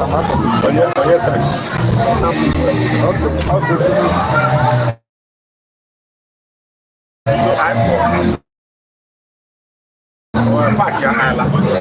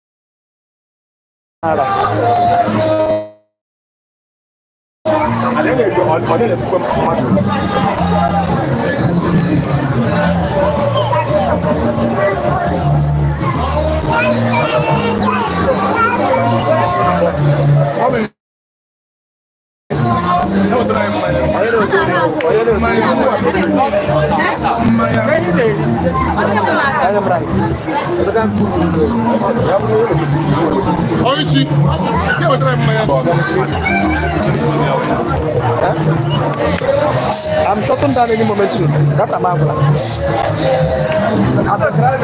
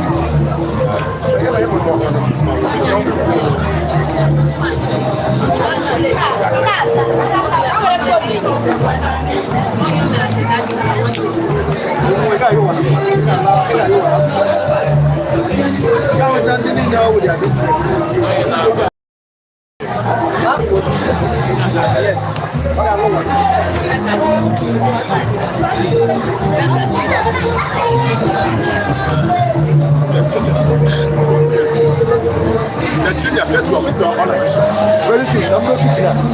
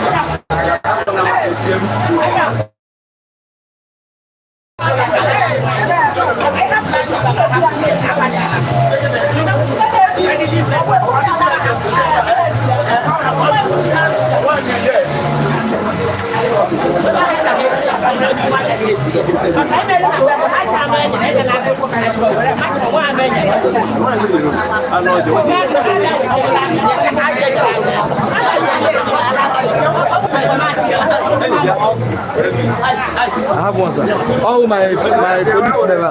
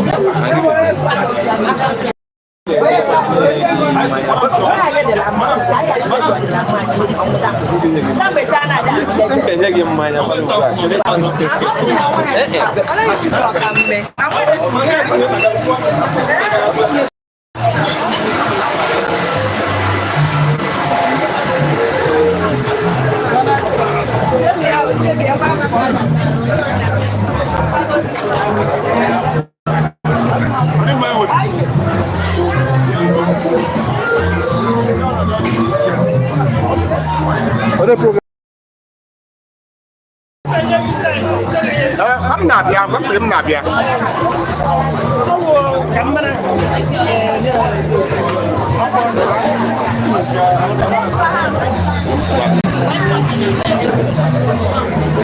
Everybody need to give the care and you make it. I want to protect it. Emma, you never get careful of him. Emma, you follow the lady. I'm not ready to try. Onye bịara ahịa ga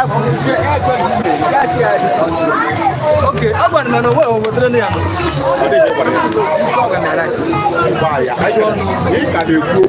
Agwara m ya ndị ajọ ọzọ n'eka.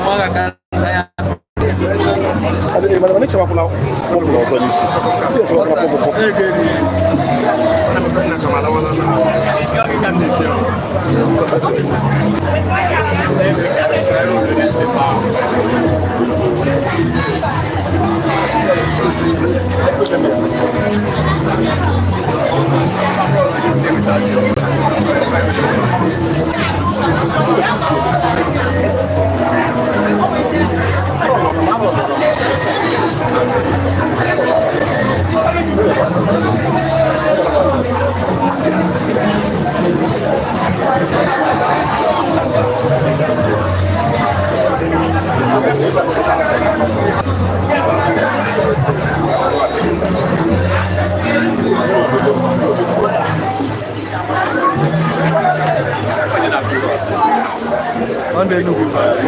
On the Nugu. The Nugu. Have your last time? Yes.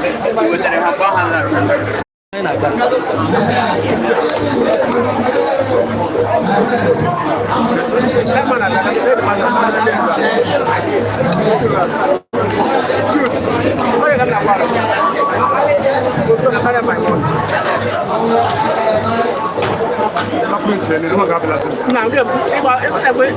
About 400.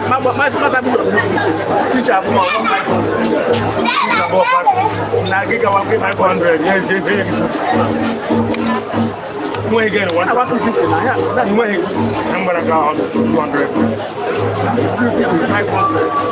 That's the way. They are what you want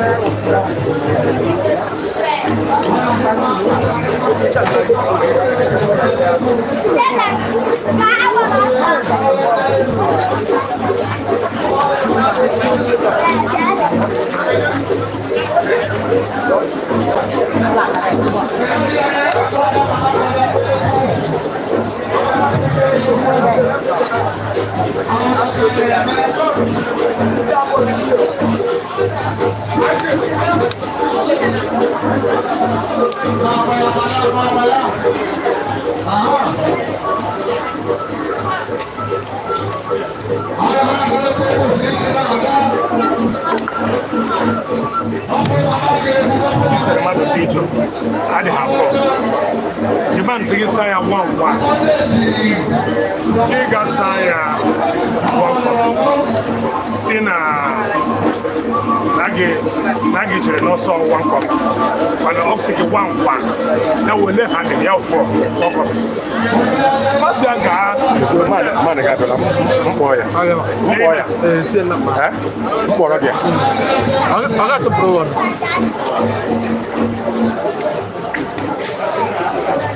we're not here, no Ghana. You got some more copies. Then I demand 4,000. Can you put the water? But it's not going to be the picture. What am I 500? And the lab got the that's fine. Now, got a person. I'm not that town of 250, 500. Get you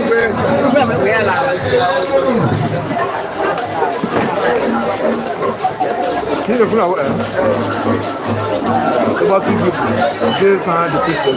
Which one? I'm going to start to. Get on the oh, 24. I said 1,000. Give it 1,000. Mama share 1,000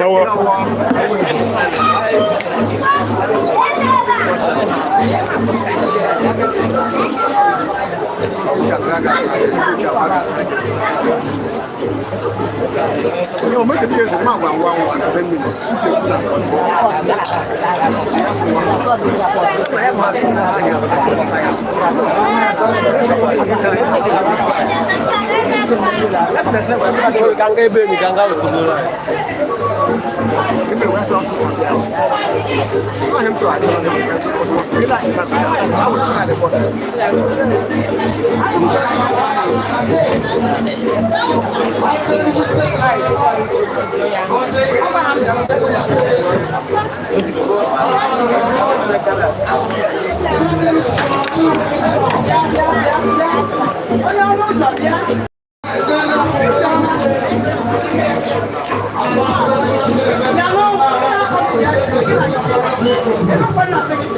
Oh, yeah, kiss him. Oh, yeah.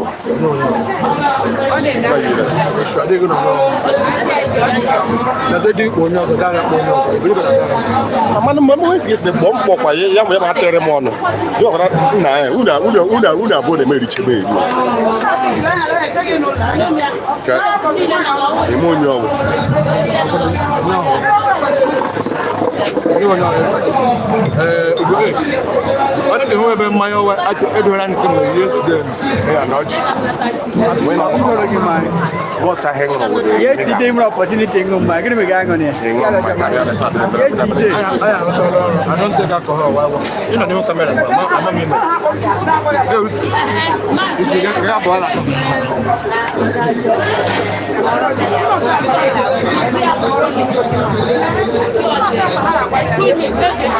Gigi got my car. You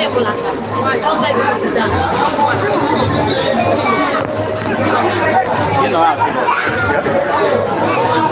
my camera. Young man, yeah, my shot. Yeah, my shot. Fuck up. Fuck up.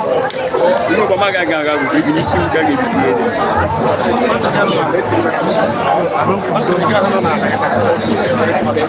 semua dia tom chicken dia makan mana saya makan mana saya sampai boleh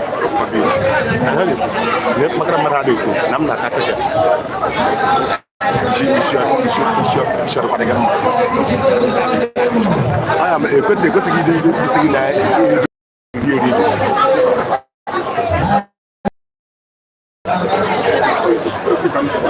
Hanna eka adifu kwa sababu kujishia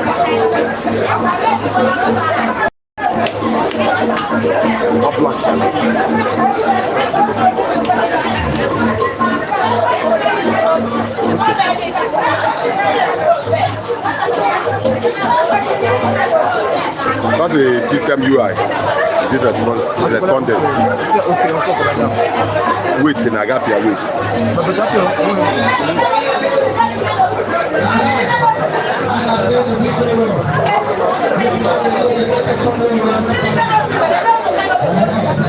The moment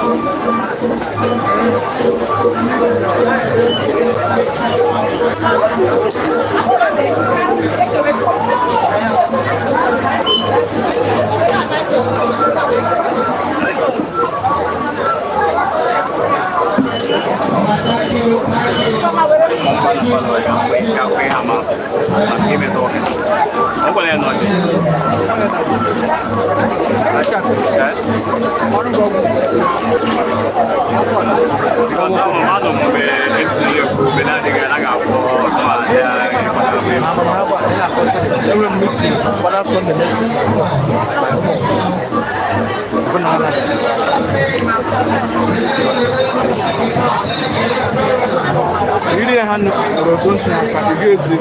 Don't just say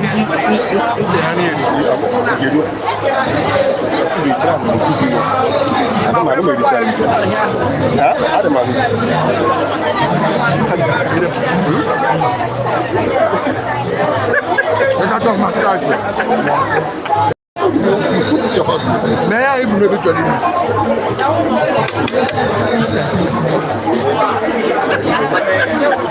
If not, they got that. Oh, now I'm more.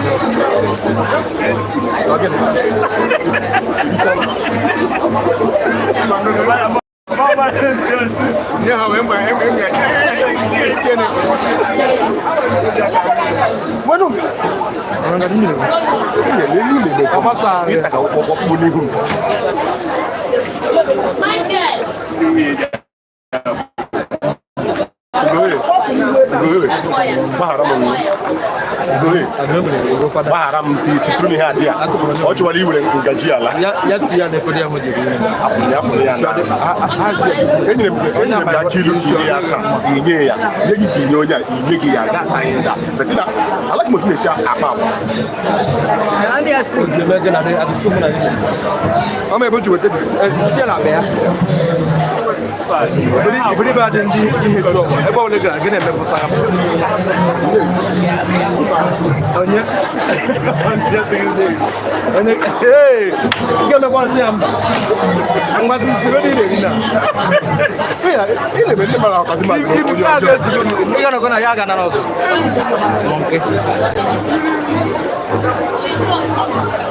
mụ na gị na mata ji ya mara ndị Hausa na-arụ shu a gara akara m mma nri ka dị ya ha buru ya la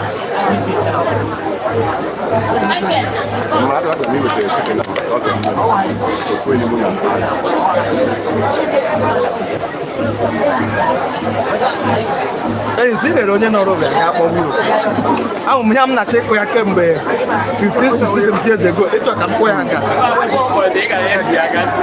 but young man didn't come to me even also bro ka ya wa kwa da sa simple even ma wo ere ampa maka na why just no na wo check ya na ma gi se gwara se ekele maria for ma cho ya fast straight ba fun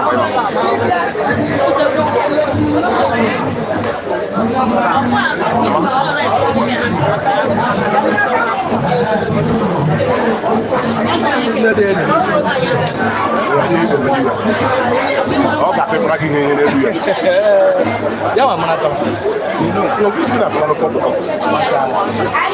ahịa na-ama anyị ọ na-asa otu nne m mụrụ mụ na si ya thank you even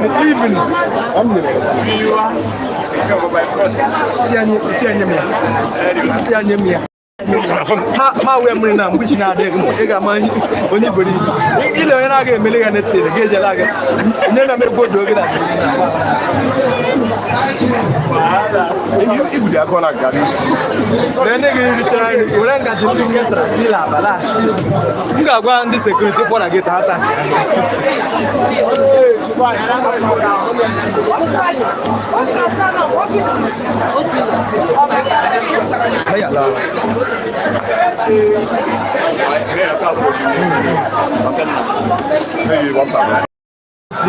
big dance.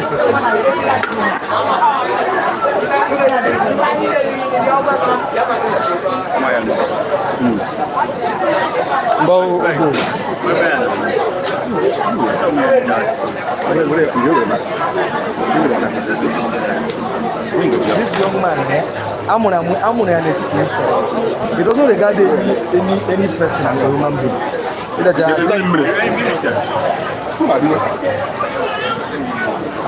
Onye abịa rapụrụ na ngwa onye arụ stop. I'm shutting this job with India. I'm shutting it down with India. And you're giving and you're going to take it.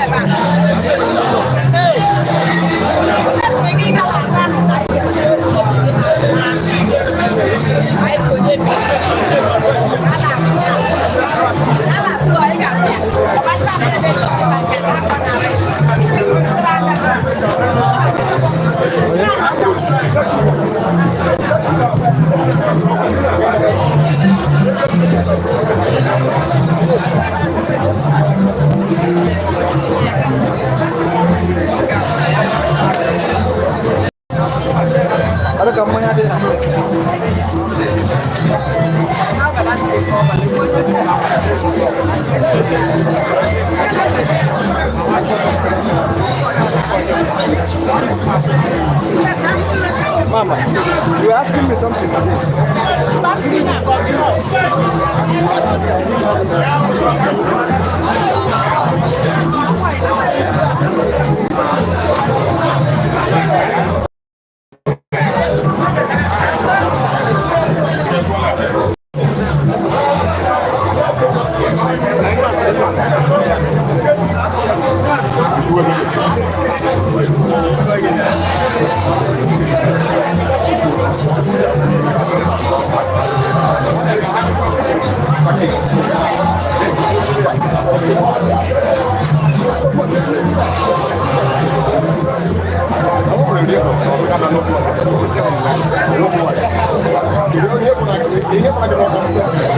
Mas como você quer ligar a gente para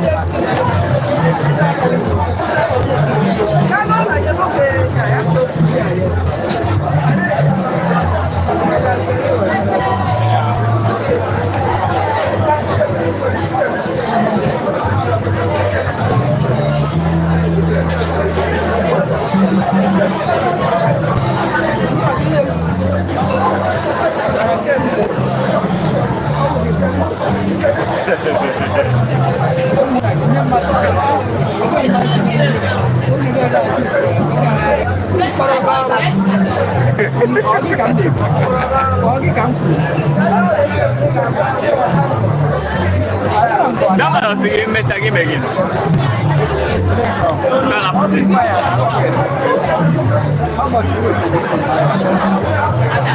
Saya tak mahu di bawah. Kalau saya mati mau ditambahin jam.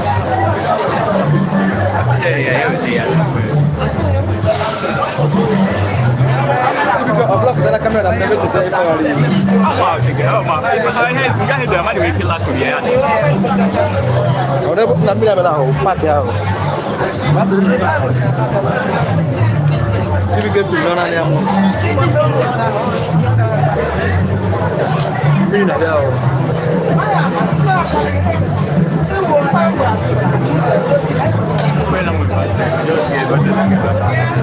Ini di baterai. Orang apa?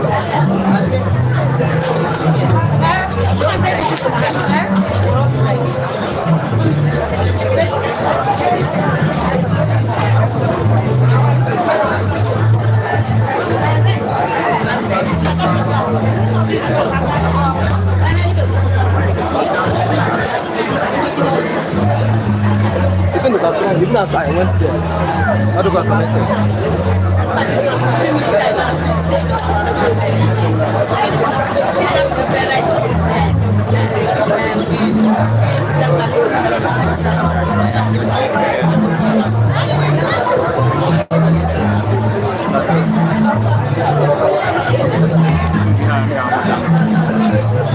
Cái cần đi dẻo làm này.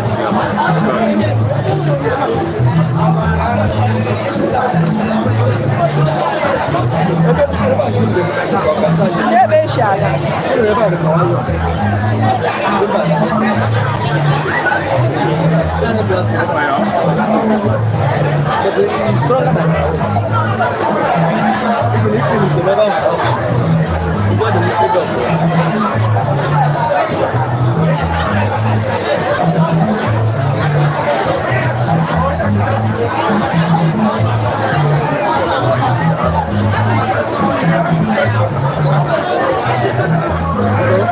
agak sulit.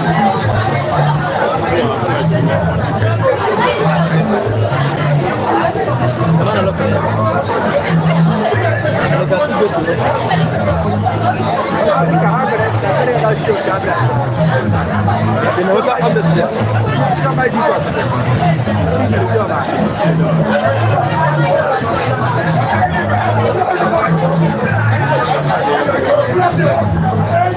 Kira lu mau dah ya pos aku.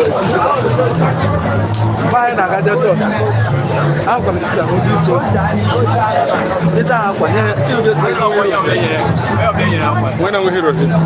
Okey. Donya ni dah akunya apa? Ya, baik. Kalau mau dah nanti. Berhenti apa yang nak ini? Dia balik bumi. Oh, kita ni.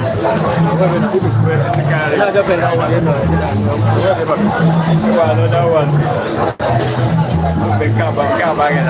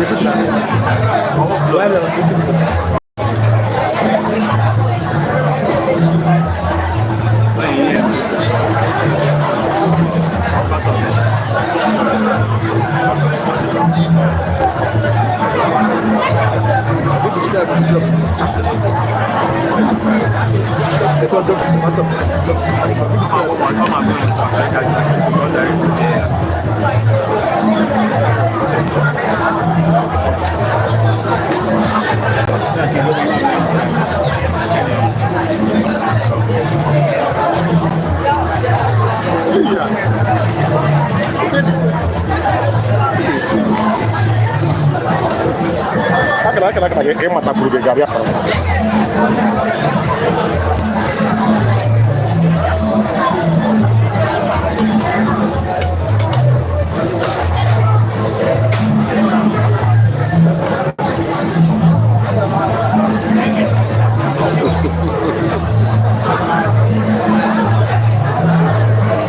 Kalau kau nak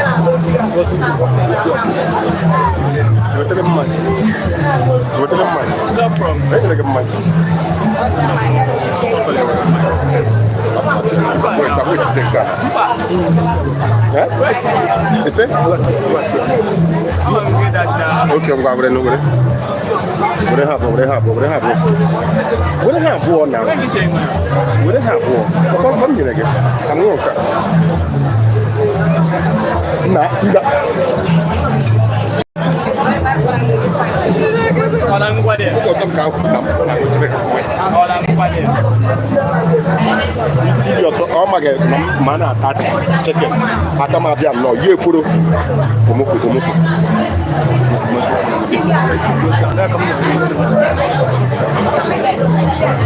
Aku gua ni make na me enye dia. Langsung ikut kena. Serius. Temen gua ni. Apa jadi dia masih ya mana fit mod. Dia gua nak before ni cara. Ya ahụ ịkwa wo ego nka anyị na-ekwu ego staff ụdị gị nọ na-eme mgbe ahụ afọ atagide ọfụla ego staff ama tupu ọbụdị gị na-abịa ha